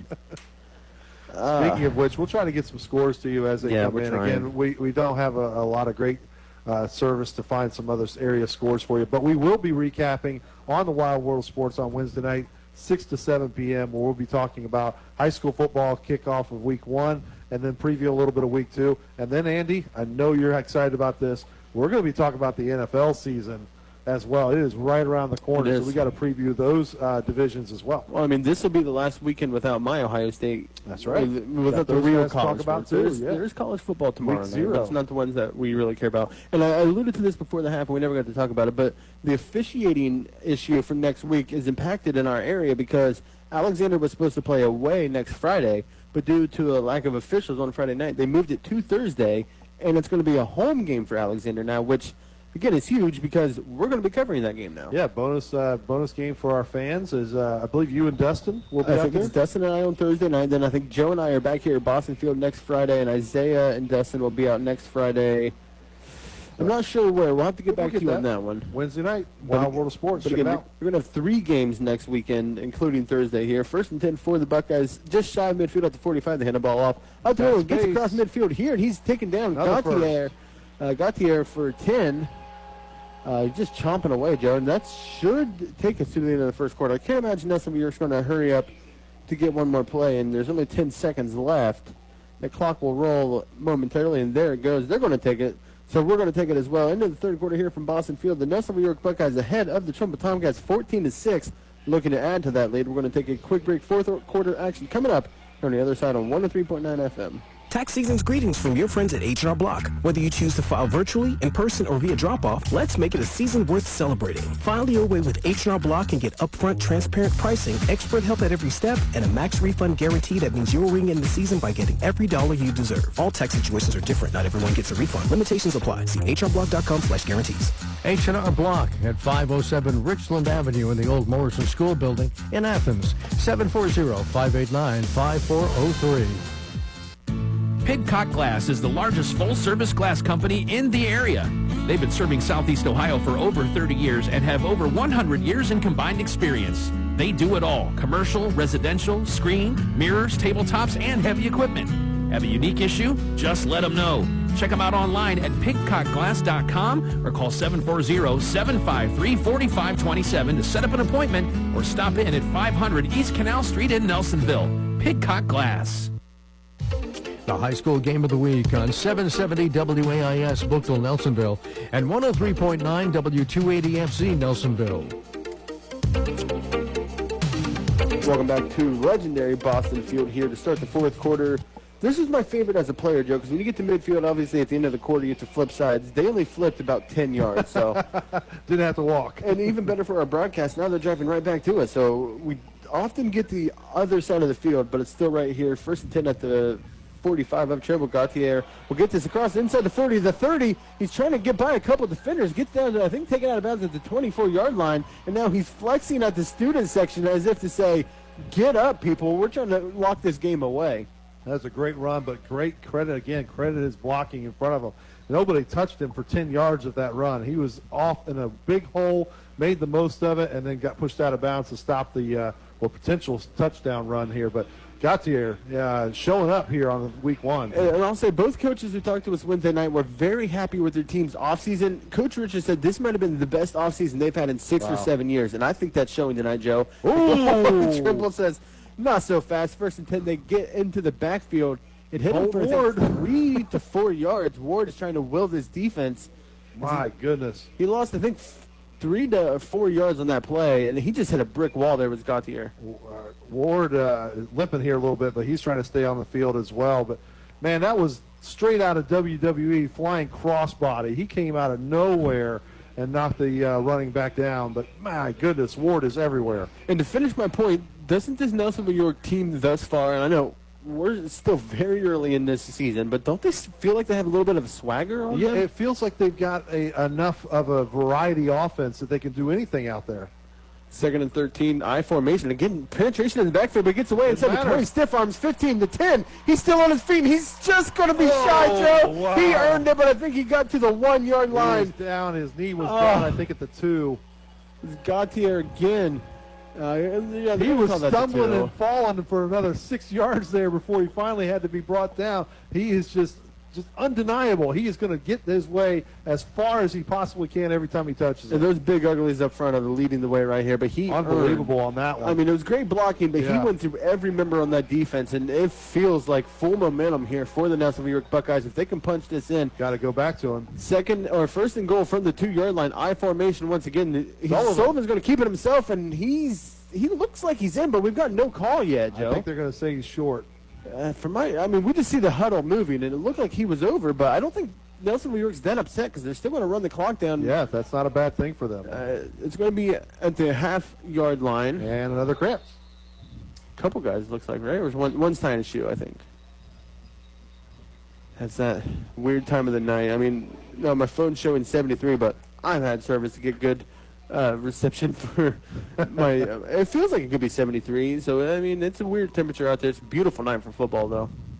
Absolutely. 10-20 left in this contest as they attend to the cramping player. 14-6, he's up on his own power and tries to go to Cunningham walking it off now, but 14-6 to score. The clock did stop there at the 10-20 mark, and the Buckeyes trying to punch it in here to with the way this game is going, it feels like if they get it in here, that might just seal it for them. Oh, I 100% agree. Again, Trimble hasn't shown the ability thus far to run a quick offense. I mean, every time they get the ball, they're trying to run out plenty of time. And that's the danger, right? We saw that at the beginning of the game. We're like, okay, we see what they're doing. They're going to take a lot of time off the clock. They're not even getting under center till under 10 of the play clock. Yeah. And that could come back to bite them, and it could be what we're seeing here for the fourth quarter. It's a double-edged sword. Sometimes the one that gets your hand on the way back is the one who you tried to feed. So, again, 2nd and goal from the 1. A lot can change, but it does feel like, I guess I'll just say a 15-point game is too much to come back with 10 and a half to go. Could be. But the Buckeyes need to finish the drive. That's the thing. The Trimble Tomcats were in the red zone, coughed it up. Buckeyes got to have ball security here and try to finish it up. And I will say, I wouldn't be the first person to count the Tomcats out and be wrong about it. So that's right. A lot of time left in this, folks. Let's not get too far ahead of ourselves. But full momentum feels like it's in favor of Nelsonville-York. And, again, I'm seeing that right offensive line, and I'm running this right behind him out of the single back set. Or, we could just see Sullivan go and keep it himself. But Max McDonald is the single back here. And they're going to let this play clock drop under as they are at the 13-12, and now pushing it forward as he's just waiting. Yeah. I mean, the funny thing is the back official is there right in front of the play clock. He's like, yeah, I can see it. He's out of it. He's going to walk in. He didn't have much room up the middle. I don't know if he could have pushed in, but a veteran play by the sophomore to spin out and finds pay dirt. Touchdown, Buckeyes. Andy, that's just an athlete being an athlete. That's all that was. He went up the middle, so there's nothing here. I just got stopped going left. Let me try right this time with a spin. He was able to do so, come off of those tackles, and get into the end zone for the next touchdown. 20-6 now. He's changing his shoe there to do the extra point as well. I mean, he's doing everything for this team right now, right? Absolutely. Cameron Sullivan, have yourself a game, young man. You have to be very encouraged if you're a Nelsonville-York Buckeye fan tonight, right? I think so. You've seen everything you want to see out of the team. Defensively been stout as the snap, the kick, perfect down the middle. And the Buckeyes score 21-6 is the lead. 9:55 left in the fourth quarter. Buckeyes have all the momentum. We'll see if the Tomcats get it back on the other side of this break here on 103.9 FM. Who can you turn to when you need a general contractor? Choose someone with over 30 years of experience, is licensed and insured. Choose the professionals at J&K Contracting. They're a full-service commercial and residential contractor. From new builds to remodeling, J&K Contracting has you covered from the ground up. Excavating or concrete, roofing or siding, replacement windows or decks, kitchen and bathroom remodels. One call, they really do it all. Call J&K Contracting, 740-698-3521. That's J&K Contracting, 740-698-3521. There's only one perfect food for watching or listening to sports. Pizza! Get ready for the game by calling one of the 3 locations of Little Italy Pizza in Nelsonville, Gloucester, or New Straitsville. Dough made fresh every day with 3 crusts to choose from, with all the toppings a pizza lover craves. Little Italy Pizza also features mouth-watering subs, sandwiches, salads, and appetizers. Open 7 days a week. Gloucester, New Straitsville, and Nelsonville. Locally owned and operated. The high school game of the week on 770 WAIS, 103.9 FM, and WAISAMradio.com. 9:55 to go in this contest, 21-6. The Trimble Tomcats finding themselves trailing Nelsonville-York Buckeyes, trying to win their first game since 2017, and they're well on track to do so. Kicking this off right to left on your radio dial. Will be fielded at the 12-yard line by the Tomcats. Tries to kick it out to the outside, gets to the 21. Great coverage there for Nelsonville-York. I want to say that was Bookman. Was it Sikorsky on the return? Back? Bookman tripping him up to get him to stop there. Nice play from Nelsonville-York, and a good return for Sikorsky. So if you're Trimble here, you kind of have this mindset of, all right, we need 2 touchdowns. Yes. You know that, 15 points. But you don't have that privilege of running down the clock. Now, you can take your time to guarantee you get 1, but then you're relying on an onside kick, which is very improbable. Yeah. So I like going almost in a 2-minute offense here to try to get something on the board and then getting your defense out there and hoping they can get a stop. Read my mind. I was thinking the same thing. Like your 2-minute offense starts right now to see, if nothing else, to see how it's going to operate, see if you got it. I formation, 1st and 10 at their own 26, going to fake a handoff, bootleg to the left. He tried to set up a screen on the right side, but it was, as Joe said, well covered. He's still scrambling around the left-hand side at the 25. Gets to the 30s, maybe the 37. Good run. Jasek turned something out of nothing there. I wish I could have seen the Nelsonville-York defender who played that so well. I see Gautier is in the position. They've got more cramps coming up here. Xander Woods was able to chase him out of bounds at the very end, but even that he was able to slide over a bit and get himself a few more yards out of it. So again, we got more cramps. I see a couple Buckeyes. One Tomcat went off the field. It's cramping, but I mean, this is what we expect to see early in the year. We never really mentioned it anymore in the pregame because we don't want to jinx it, but it comes anyway. Yeah, it doesn't matter, right? So 9:38 to go in this game. They're going to move Nelsonville-York off to the sideline. Trimble's already over there for the Buckeye, who is receiving treatment for his cramp. So 9:38 to go. 21-6. Buckeyes in command of this game. Yeah. So to expand on what you were talking about with that 2-minute offense, what is it you're looking for in a 2-minute offense that you're trying to do? Is it mostly tempo? Is it rhythm? Is it both? What are you looking for? Well, in your traditional 2-minute offense, tempo is the big thing. You're going no huddle or your quickest huddle as you can, because a lot of high schools tend to struggle with a true no huddle. But you've got a playbook like, okay, we know we can get some players downfield on this play. We like this play a lot. We're going to run that.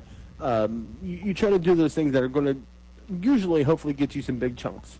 So when you have a 2-minute, obviously you have 2-minute play calls. You know kind of what those play sets are. How robust is that usually for a high school team?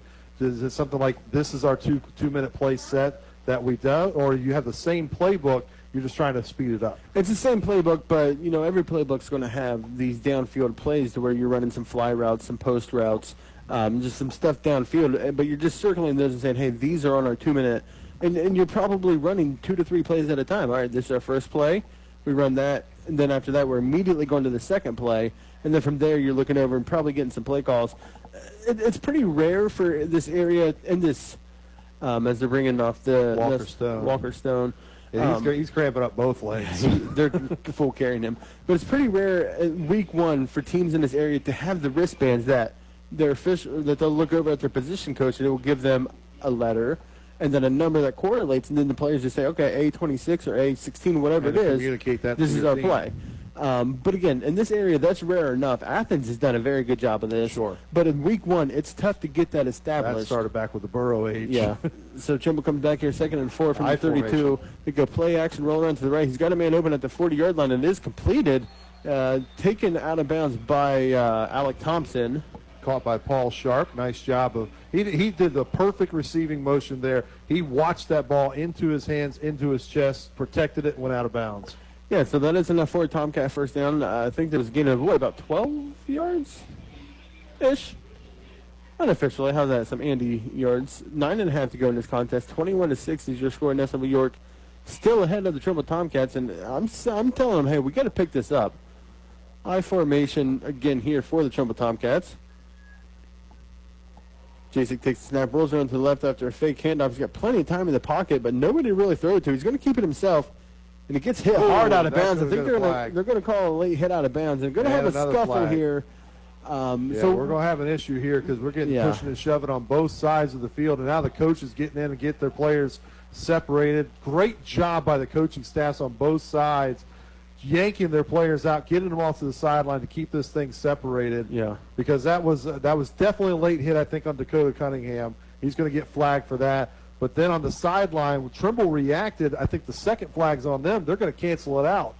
Yeah, we'll wait and see. Here's what I like to see in that situation. So the official saw that hit coming. As soon as that hit was thrown, that flag was out. So that's a great job by that official. I agree. Now, as an official, I'm going to expect the Tomcats to push back a little bit. You're not going to hit my guy like that. Yep. So I'd like to see them offset that unsportsmanlike conduct and keep that 15-yarder. Now, if Nelsonville-York doesn't do anything in that scuffle, then you can't offset it, obviously. Right. It happened so quickly there. We didn't see anything. The officials are still tying it up. So I almost imagine they will be offsetting. Gautier was the Buckeye that was cramping up on that play. He's trying to come off to the side. Now he's actually going to try to stay on the field, but I don't know if he's allowed to do that. Well, the play is stopped because of the flag, not because of the injury. So I think he can. And as far as I know, the officials are all talking to each other. They didn't even see him down. So even if it was a situation, maybe it's just we didn't see it. So they're going to try and hash this out. The officials are. And hopefully let us know what the final call here is going to be. But that was a lot of pushing and shoving. But, again, I'm crediting the coaching staff on both teams for quickly getting in there, not just waiting or not just letting this thing fall out. They went in there and separated their guys. We do have a preliminary call. It's a personal foul on the Buckeyes. That was that first hit for sure. Personal foul on Trimble as well. That's the reaction. Yep. Those are going to offset. And we're going to get the next down. And, again, that's frustrating for Trimble because if you're going to take a cheap shot on my guy, I'm going to stand up for him. And I don't even know as a coach if you can tell your guys not to because that's just the brotherhood. It's not that. It's a matter of how the reaction is. If it's just a simple shove back, they're probably letting that go. But that was a pretty vicious hit, and then there was another one that came from that sideline. It wasn't just a Tomcat that reacted harshly. There were several that did, and that's why it blew up and pushed and shoved and went back and forth. And, again, I didn't see the coach, but I want to give him more credit. It was one of the Trimble coaches. He's out there pushing his guys back. Tremendous job. Incredible job there. But Nelsonville-York, you probably got away with one there. Well, I think so. And that first hit was definitely a needed flag. That was uncalled for. Cunningham hitting him on the outside. He was just pushing too far, and the Tomcats reacted. Gain of 4 on that first. That'll make it 2nd and 6 from their own 44, just shy of midfield. 9:08 to go in this contest. 21-6. Tomcats trailing the Buckeyes. We'll try to throw this out into the flats. It is completed. Nope, he dropped it. I spoke too soon. Incomplete pass. And, Joe, I remember last year in many games we played, Trimble was down, and they don't show a ton of urgency to even get back and try and tie things up. And I remember talking about it, but that's just Phil Ferris' way, right? Well, he's methodical. Yeah. He's very much, he does not panic. After 31 years, the guy doesn't know how to panic on a football field. So he's very methodical, very calculated on what he's trying to do. It's just a matter of whether it's going to work. That should have worked there. That should have been a first down. 3rd and 6 from their own 44. I formation. Jason takes the snap. He's going to roll around to the right. He's going to give it to him on a counter. Spins off a would-be tackler, and he just got to the 45. That was Moyer, ball carrier. Okay, Moyer on there, and I think Ryder Dolly maybe on the Dolly tacky? got the tackle. On the tacky? Andy says. Tacky tackles. So I kind of like that play there. It's I do weird. too. You're going for it on fourth down. You're trying to get as 4 to 5 yards. They only got 2, maybe 3. So you wish there was more, but you didn't go into the defensive plan. The play call, the last 2-3 play calls for Trimble have been spot on. The execution, you got to give some credit to Nelsonville-York being able to knock those things down. 4th and 5 for the Tomcats out of a shotgun. They got to convert here from their own 45. Jacek takes a snap, got plenty of time. Nelsonville-York focusing on coverage. He's just going to dump this off just shy of midfield. He does get it, and he's across midfield, almost to the 45, so that's more than enough. Was caught by number 40, Chase Henry. Yeah, one of the 3 tight ends that are employed by the Trimble Tomcats, and he did a great job of, again, just making sure that ball came in. He emulates Coach Ferris. No panic there.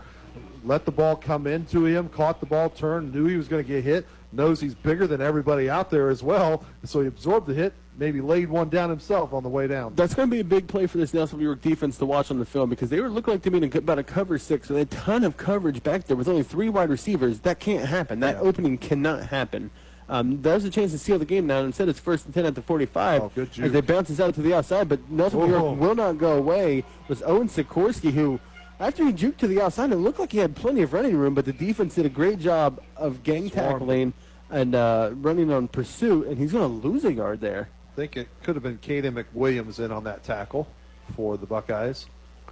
So lost 1 yard there will make this 2nd and 11 for Trimble, who, again, is in no real hurry here. Still 7:15 left, but you're down by 15. I want to see some urgency. Yeah, and again, this is just the style, and it usually works for them. They do well with it. As you mentioned, they've won this game since all the way back 2017. Shotgun set. Flip this off to the left-hand side, and he is going to catch it at the 40 inside about the 38, maybe the 36. Didn't get out of bounds. He did not get out of bounds. And he's still going to keep moving. And it's going to be about a half yard short of the first. This is Nelsonville almost conceding, hey, you're going to catch us underneath of us, but you're not going to score on this play. And that's fine. I mean, the defense can do that because they've still got 35 yards to give up, and that's going to be 3 or 4 minutes probably. That, and you can rely on just such a great defensive line to still get pressure without having to bring in those extra guys from the defensive backs. And you love your height. You have it back there, safety, and Alec Thompson and Logan Meek. 3rd and 1, 36. Going to hand the ball off up the middle to, I believe, Sikorsky, who's got enough for the first down, taken at the 34-yard line. See, again, just very methodical.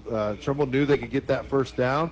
We're not going to worry about trying to go deep on this one and then get it the next time. We're just going to get it right now. 1st and 10 to the 33. You know, if you're Trimble, you're doing fine so far. Maybe you're not going as fast as some may say you need to, but the important thing is putting points on the board. And again, the Tomcats know the strength of their teams on defense. They're figuring if they can knock this thing in, say, with 4 minutes left in the game, their defense can maybe get a 3 and out there, you get the ball back. Shotgun formation for the Tomcats. 1st and 10, that's in Nelsonville-York 33. Jacek takes the snap, pump fakes, goes around to the left-hand side out of the pocket. He's going to throw it into the flats, completed at the 29. It was a nice pitch and catch there. I think it was caught by Isaiah Hooper. It was, and that's not an easy throw Brady Jacek just did. Rolling to his left, off balance, threw it off, I believe, his right foot as he's moving left, and put it right on the number. That's a very difficult crossbody pass, and I will give Hooper all the credit in the world. He looked like a shortstop there. He's down on one knee saying, I don't need any yak after this. Just let me catch the ball, and that's what he did. He secured the catch. 2nd and 6 here at the 29. 5 minutes ago in this game, 21-6. Nelsonville-York ahead of Trimble. Tomcats trying to eat into that lead out of this I formation. One wide out to the right. Going to throw it quickly to him, and it is dropped once again by Colton Bookman. That's Sharp on. Oh yeah, I'm backward here. Sharp had that in his hands, and again, the last time he let it go, he was kind of down in it. It came through. He was sideways with it. He didn't pull it in. He's berating himself here on this play, and a great job by Steve to come over and that's Colton Ward again again to do that. But that play there, he had it in his hands, but he turned, and that's the old play where you're looking ahead before you actually have it secured, and it came out. And I don't want to gloss past that Colton Ward thing, because he's in his own head as Moyer. And he's hitting himself on the head, and Ward came over and said, you got the next one. And Wide sure open. enough, Tomcats 10-yard line, 5. He's going to take it to the house. Touchdown, Tomcats, 29-yard, 5 minutes and 1 second left. As I'm over here trying to give compliments, they said, hey, we're trying to score here. Osborne with the reception, a nice play. He got wide open. You talk about beating the defense. There was not a defender around him for at least 7 yards. He makes the catch. As the defender realizes it, he overruns him, makes a nice step out of the inside, gets into the end zone. It might have been Alec Thompson out there trying to play catch-up, but he was just so far downfield, he just got juked, and anybody would have been there. But just like that, Joe, it's 21-12. Yeah, this is super key two-point conversion. They have to have this to make it a one-possession game. They're going to go in there a wishbone. I don't know if I like that. It's Trimble's Nelsonville-York, I believe, is going to call a timeout here. They are too. So they probably just know how big this is. Trimble called that timeout. Okay. I agree with you. Let them line up. Let me see what you're in. But again, I really like that move by Colton Ward to go talk to his players. Say, hey, you're going to get the next one. Don't worry about it. Absolutely. So we've seen plenty of reason why Colton Ward could be our Texas Roadhouse Player of the Game. We'll be awarding that in our post-game show, and that'll always be fun. We enjoy doing that, and we enjoy seeing whether Andy will be taken along as a special guest for that dinner for two. But I want to thank Texas Roadhouse again for doing this with us this year. 3 or 4 years now. It's been a while as they continue to help us out with this, and I know the players enjoy it. I mean, we've had athletes who have won the Texas Roadhouse Player of the Game join us on the Wild World of Sports either the week after or somewhere down the line, and they've talked about how, hey, how'd that go? Well, yeah, man, I was there right there the next day. And it's just so great. And it makes, during the Wild World of Sports, you typically handle the entire budget, and that's somebody it's a rundown of things we want to talk about. We don't always get everything on there, but it's a rundown of what to expect. And it's got to be significantly easier during this sports because we got players. I mean, we've already got Coach Richards calling in this week because we didn't get him last Wednesday. And, Isaiah and Dustin are calling a game over there. Alexander player is going to get the Texas Roadhouse. We love when the seasons are back in play because then we can focus more on our local athletes. Right. We love talking about state and national sports, and that's what the show's about is local, state, and national sports. And we talk about a lot of different things. We got the Andy's A-list. We got Isaiah, one he knows. You don't think Not it's much. But we have all those features, but we love talking about our local athletes. That's right. And getting them on with us is just so much fun. 2-point conversion here, wishbone formation for the Tomcats. Jacek takes the snap, going to hand the ball off into baked it. He's going to keep it himself. He's got nobody. Somebody open in the back of the end zone. Can he get it? He does, and it's going to be a catch. There's the call. Caught. So that's going to be 21-14. We're down to 7 points here. 5 minutes and 1 second left in this game. We're going to take a quick break. The exciting fourth quarter coming up here on the other side on your Game of the Week on 103.9 FM. That man. Call the man. Call the man. Just call the man. Just call the man. You better call that man. Call the man. We'll call the man. Call the man. Why didn't you call the man? I should have called the man like you said. Call Coach's Appliance Heating and Air to take care of your appliances along with your heating and cooling needs. Call or text Nick today at 740-594-1865. That's 740-594-1865. A family-owned business since 1986. Coach's Appliance Heating and Air. I'm Dr. Amy Maggard, and I'm a pediatrician at Holzer in Athens. Choosing to practice here meant coming home for me, and I'm able to give back to the community that I love. When it comes to local health care, think Holzer first. I'm Dr. Aaron Ramsey, and I've been a chiropractor here at Holzer Athens for 20 years. I love this community and its people. It's why I choose to work and raise my family here. It's all about community, and that's why I think Holzer first.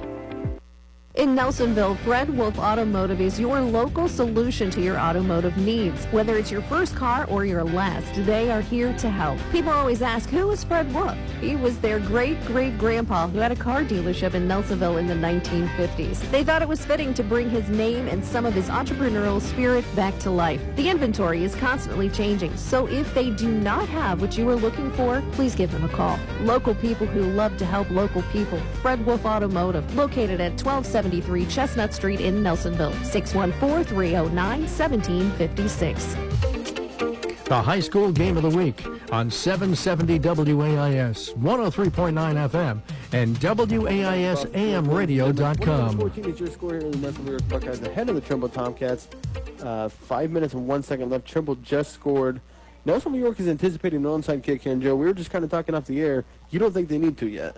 Not on the onside, but it looks like they just faked it. They just kicked it deep, but the Buckeyes thought it was coming. They were set up for the hands team. Picked up by Thompson at the 16-yard line. Makes a couple guys miss. Gets out to the 40, or just shy of the 40-yard line. So here it is. Trimble's got at least one timeout, maybe two. I can recall one timeout taken on the two-point conversion. With all the cramped timeouts, I can't keep track of who's actually called one. I think I called 2014 for the final. You were right there, yeah. So I don't mind that kicking that deep. There's still 4:53 to go in this. You know your defense is good. Yep. Now, the concern is Nelsonville-York's offense has seemingly been in control much of this second half. You're banking on the Buckeyes to go a little conservative and be able to try and force a 3 and out. Stack the box in this I formation. He's going to be heading the backfield. It was at the 39, and he might have got back to the 36. So, where if you're Trimble, and they are stopping the clock. Was there a timeout call? Yep. No, Trimble's going to call a timeout. We're going to stay here. But it's a situation where we know you're running the ball. We're going to stack the box, and that's exactly what happened now. So this is that chess game I was talking about. Nelsonville-York knows that Trimble knows a run is coming. Hang with me here. They know that the run is coming. So what are we going to do opposite of that? You can set up a screen. You have to complete it to get the clock running. Or you can come out and pass it. But again, completions are big here. How conservative does Nelsonville-York want to be? Do they want to risk these big plays to get that first down? Yeah. Or do they want to get that clock running and make you burn your timeouts? I think with where they're at right now, they're going to have to run the ball because they got the ball at the 36-yard line. That one obviously was going to go nowhere. Everybody here knew they were going to run. They all figured it's going to go off to that side. Trimble was ready for it, but it did make them burn that timeout. If you were right about the one earlier that Trimble called that timeout, because I thought Nelsonville-York called the it. officials pointed at them. And that's their second timeout. So if you're going to run the ball here again, see if they want to burn their third. All I'm going to say there is if I'm wrong, it's because the officials were wrong. I 100% saw them point at Trimble there because I was with you. But this could be, I think if you're going to run a play action, this is the time to do it because Trimble is going to be expecting that. You got Alec Thompson on the outside out there. Fake the run, just throw it up, let your guy be big. He's got a matchup out there. 2nd and 13, they are just going to hand the ball off. Probably a smart play to Gautier, who got back to the line of scrimmage, and Trimble, I believe, is going to use, well, maybe their last timeout. It's at least their second timeout. Mason Hart with the trip up there, so 4:40 to go in this one with that timeout. 21-14 again to score here. Buckeyes, I think they still feel in control of this game, obviously with the lead and with the time on it, but that score, which was a great play from, I think it was Osborne that made that catch. He did make the two-point conversion, by the way, as well, and then while he was celebrating, cramped up a bit, so I expect that he's trying to get stretched out and be back out there again. But that puts a little more pressure on Nelsonville-York, but I think they're equipped for it. They got to feel, you said it earlier, that swag. You got to feel like they're pretty comfortable. Well, we had the first quarter was kind of moot on both sides, feeling it out. One possession each. Second and third quarter really felt in favor of Nelsonville-York, and the fourth quarter was kind of been both ways, but that last drive by Trimble was huge. At least pushes the pendulum back their way a little bit. And this conservative offense right now kind of doesn't help your favor in this imaginary momentum meter that we just kind of make up. No, it's very real. And the fans, for what it's worth, are kind of quiet right now. At least in our booth. It's hard to hear. Well, I mean, they've had a lot of stoppages to defend them. There's been a lot of stoppages in the game. But if I'm somebody on the bench here, I'm saying, hey, get up. We need you here. 3rd and 13 from their own 36, I formation for the Buckeyes. 2 wideouts to the right. Going to hand the ball off to Gautier in the backfield. He gets to the 40, but nothing else. And they're going to stop the clock. So apparently Trimble did have that third timeout. So that first other one did go to Nelsonville-York. He was assisted on that tackle because he was stopped about 2 yards short of that, but the defender threw him forward. They're part of the field, right? So I'm assuming the official there, it's week 1. They probably just pointed the wrong way because it made every sense for that to be a timeout by Nelsonville-York. So there you have it. 4:33 to go. This is 4th and 8. Trimble should, for all intents and purposes, get the ball back, trailing by a touchdown with 4.5 to go. And that's still plenty of time for Trimble. And you know what? That's what I kind of like about the genius that is Phil Ferris is you're thinking, well, why are they taking all 3 of their timeouts? So much time left on the clock. Well, this is how much time Trimble needs to score. This is the amount of time they run their offense in. If you put them in that 2 minute and under, that's not their game. But if they got the clock, they've got the last possession with 4.5 minutes left, they feel comfortable with that. This is just genius Phil Ferris knowing his squad. And if I can predict, if they were to score the touchdown, I don't think they're kicking a field goal. Once again, they're going for two. Absolutely. And they'll live or die by that 2-point conversion. I love that. Yeah. But we're again, getting ahead of ourselves. A little ahead, but I'm just having some fun here projecting as we're waiting this time out. We're way ahead on that as we had some issues going on here earlier, but we're back. We've been playing a lot of college football 25, setting it up, all the different kind of plays you can do on it. Who knows what's going to happen? So, and I'm sure all these players have been out there playing this new game too. So now they get to go live it. What odds would you give me on a fake punt here? Oh gosh, not happening. Not happening. All right. Not on 4th and 8. 4th and 8 from their own 41. 4:33 to go in this game. 21-14. He's just going to kick this. A nice spiral punt's going to be high. They don't fair catch it again. The he ball dropped loose. it. He muffed it. I believe Nelsonville-York got it, Joe.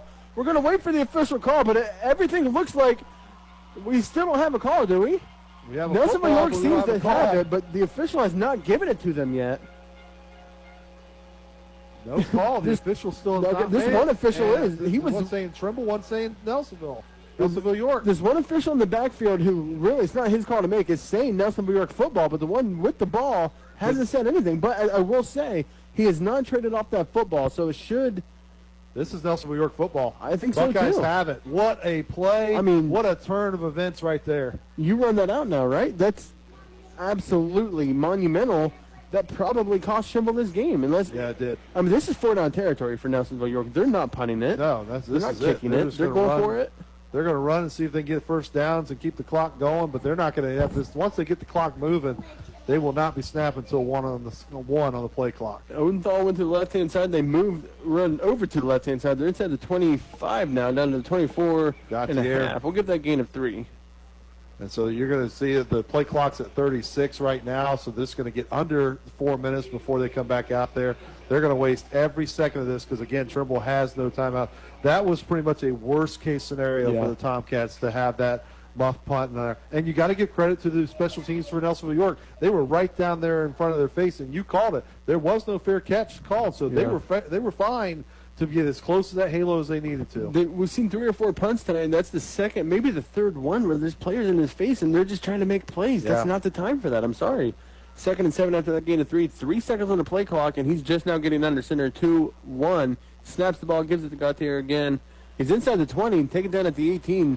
Almost a first down. He's going to be about a yard short, but it's still just 3rd down. So it should be 3rd and 1, maybe less than 1. 3:24 to go in this contest, 21-14. Nelsonville-York is 1, maybe 2 first downs away from ending this loss streak. Gautier is listed at 5'8". He looks shorter out there because Cam Sullivan's standing next to him as a quarterback, but he is a tough runner. We got to get Sullivan on here because I'm very hyped for him this season. We got a couple games in Nelsonville-York coming up here. I'm excited to see his progression. That's the best thing about what we get to do. We get to see these young men and women, for when we get to call basketball, we get to see them grow and develop. And he's just a sophomore. 3rd and 1, they hand the ball up the middle. Gautier's got enough for the first down. That's Cunningham this time. He got a chance at it. Well, that's what I get for assuming. He needed 1 and he got 3. We'll call it 2. Down to the 16-yard line. Gautier said, let somebody else try it this time. Give me 1 break. 2:45 to go here. So, again, no timeouts. He came over to get the call from the coach, and he said, hey, why didn't I get it? They're telling him we're giving this to Cunningham, but he's telling Sullivan, give me the ball. Yeah. Hey, coach called it, man. I told him Cunningham should get it, too. I don't understand it. 1st and 10 at the 16 here. They don't need to score. Do you think they want to? They will just drain it off. They'll take it if they give it to them. Don't give them the ball back if you can. Hand the ball off once again, this time to Gautier, who spins on the inside, gets close to about the 12-yard line for a gain of 4. That's all you need. 4 yards on 4 downs will give you the first down. I'll say this, too, for Trimble's defense. All night long, they've done a great job finishing tackles. Yeah. They are not letting them bounce off. They had the one right there on the touchdown that Sullivan was able to spin off, but that's just a mass of human bodies right there. There was nothing they could really do. But when these run plays from the outside to the middle, they are finishing off the tackles. The Nelsonville-York faithful starting to feel this victory within their grasp with just 1:45 to go in this. 2nd and 6 down to the 12-yard line. 10 seconds on the play clock. Sullivan is now getting under center. He's still going to milk it a few seconds. 3-2, and he does snap it, hands it off to Cunningham up the middle. Gets to the 10, maybe the 9-yard line for another gain of 3. So some quick math says that they do have to snap it. But with just a few seconds left on that fourth down. So one first down ends the game, but truthfully, they may not even need to convert that fourth down if they can just bleed a few seconds off. The board shows 3rd and 4. And again, we're sorry we don't have other scores for you. We did hear the PA announcer here say Athens 28, Philo 14. Service has just been so bad right now. We can't get anything else for you. Last we saw was 20-0 Waterford over Alexander. In fact, I heard the PA say that as well.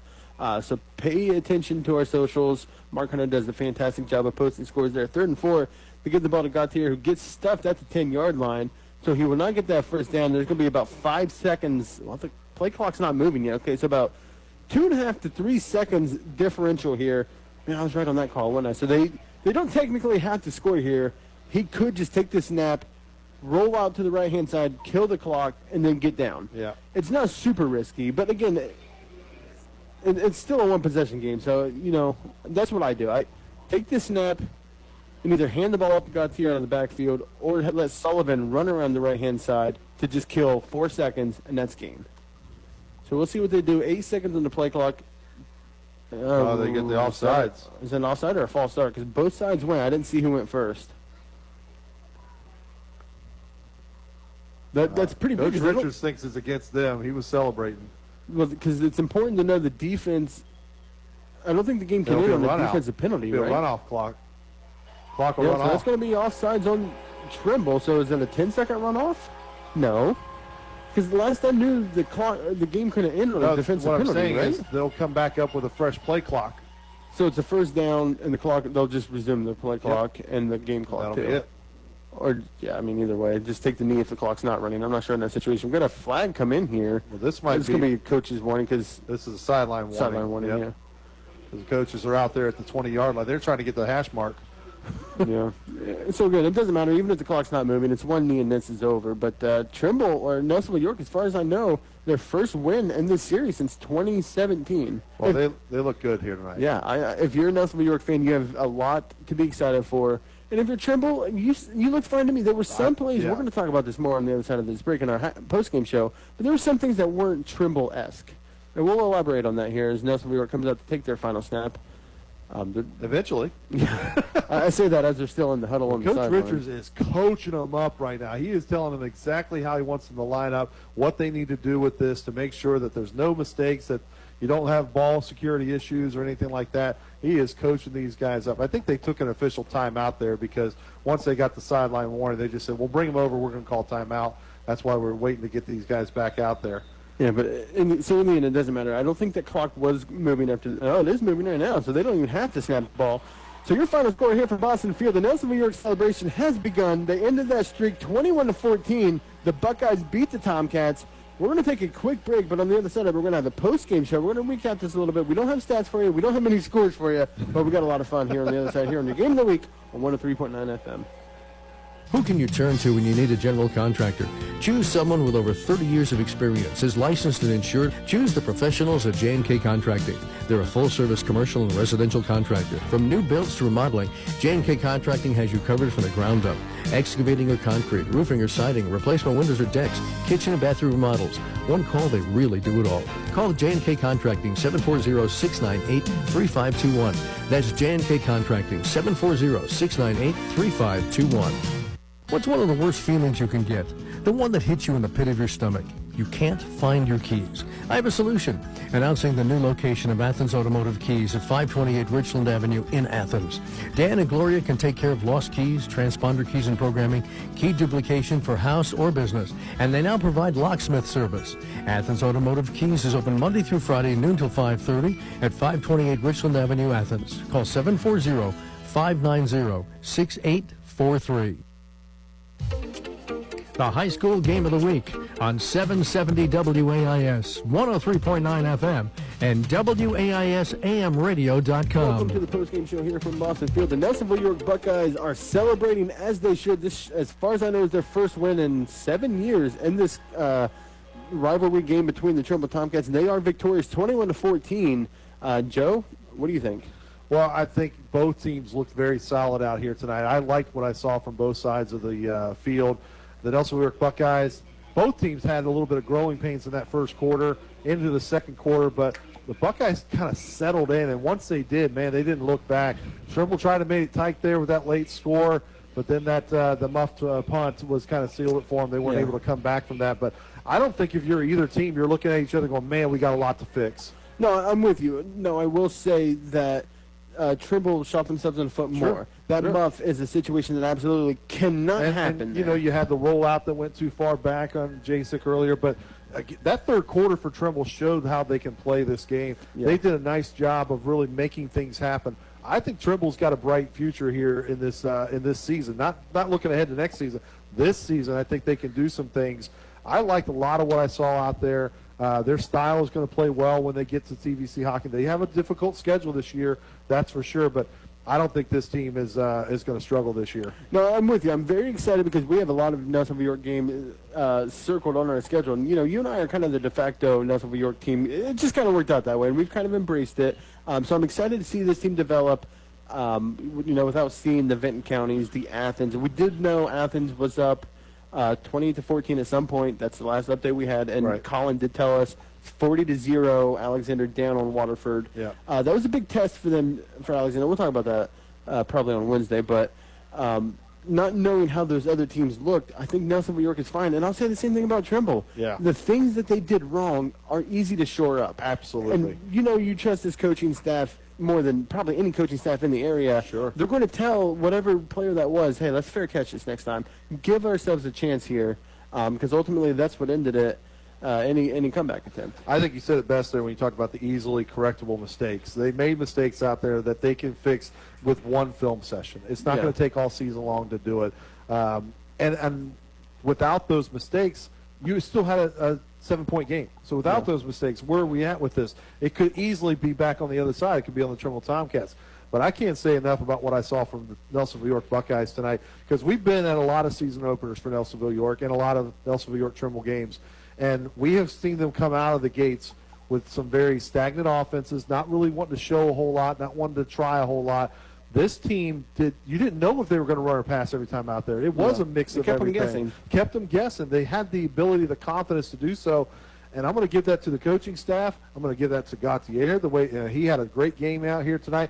Got cramped several times, but kept getting back into the game. And I'm going to give it to that young sophomore quarterback. He did a tremendous job of settling into this team, settling into this game. Alec Thompson, great job on the outside. He got both the touchdowns there to get them that lead, and then Sullivan got that run in to give them all their scores there. But, man, this was I think if you're looking at Nelsonville-York, your defense didn't even play as well as it can play. Yeah. And your offense did more than I think you thought it would in week one. You got a victory over the Trimble Tomcats, as you said, for the first time since 2017. There's nothing, if you're a Buckeye fan, that you're looking at going, man, we're in trouble in this aspect of the game. They're going to be solid. And to piggyback on that, the hardest thing you can do as a fan, or the biggest worry as a fan, is replacing a quarterback. And in this particular situation, replacing a guy like Mackay Williams is a very tough thing to do. And you had a sophomore come out and look this good. Yeah. I think you should breathe that sigh of relief thinking, we've got essentially 3 years of this young man. He's going to do some things. I'm telling you right now, keep an eye on this kid because he is good. I love what I see from the offensive and defensive line. Yes. We got to get some of those big uglies on here. They're a lot of fun. I want some meat on our show.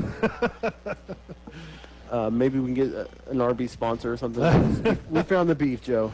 This was a lot of fun here tonight, opening up week one. A lot of fun to be back here with you on the air, Andy. Yes. But we can't leave out here. You're talking about meat. You're talking about beef. You got to talk about Texas Roadhouse. Texas Roadhouse. Got a Texas Roadhouse player of the game tonight. Is going to go to a leader for this team and receiver and defensive back there, Alec Thompson. Thompson did a phenomenal job out there tonight. We debated, hey, do we go Gautier? Do we go Sullivan? Like, yeah, who do we go with here? I mean, I was even thinking about Trimble's side of things with Colton Ward. He stood out tonight. Yeah. But I'm going to go with Thompson here. I think we're going to go that way because I think him being out there, his presence on offense really let Cameron Sullivan settle in. He knows he's got that target. He knows that things are going wrong or he's flustered. He can try to look for that guy. And I'm going back to that basketball move he made crossing ankles up with that crossover, breaking ankles over in the end zone to get that touchdown. that kind of put him on the radar for the player of the game. And Yeah, I so mean, congratulations to Alex Thompson. I tried to play devil's advocate during our break here to try to get some other names in the hat, but I've got no argument here. We're going to get plenty of these Nelsonville-York players on the board. Benny, what do you think of the game? Did you have fun, Benny? Yeah. Who did you say won the game? The Buckeyes. The Buckeyes win. You heard it here first from Boston Field. 21-14, Buckeyes are victorious. Again, I don't know if the other game's still going on over there, but if you want to tune over to 107.7 to find out. If not, we're going to have a lot of fun on Wednesday. We're going to recap this. We should have Coach Richards calling in here, but we're going to have a lot of fun. We've got to preview some NFL, some college football. It's going to be a lot of fun. You got anything else, Joe? No, I mean, great job, as always, Andy, on the play-by-play, and happy to be back out here to these football games. We've got a great season ahead of us. Stay tuned to our socials, stay tuned to our shows to see where we're going to be each week. Looking forward to it. And make sure Michaela knows she did a great job. All right. Looking forward to that as well. But that's going to do it for us here from Boston Field. Buckeyes get that monkey off the back and they get a win. They're off 1-0. Trimble 0-1 on the season. But that's going to do it for us here from your Week 1 game of the week. Make sure you tune in on Wednesday at 6 p.m. on all of our platforms. And as always, thanks for listening. Tonight's high school football game on 770 WAIS and 103.9 FM was brought to you by Pidcock Glass, McFadden Insurance, Tinks Auto Trading Post, your local McDonald's, First National Bank, Little Italy Pizza in Nelsonville, Gloucester, New Straitsville, J&K Contracting, Fred Wolf Automotive, Athens Insurance Services, Athens Automotive Keys, Rutland Bottled Gas, Tri-County Career Center, H&R Block, Holzer Health System, and Coach's Appliance Heating and Air. Join us again next time for more exciting high school football action on 770 WAIS Bookville, Nelsonville, and 103.9 FM W280 FC Nelsonville.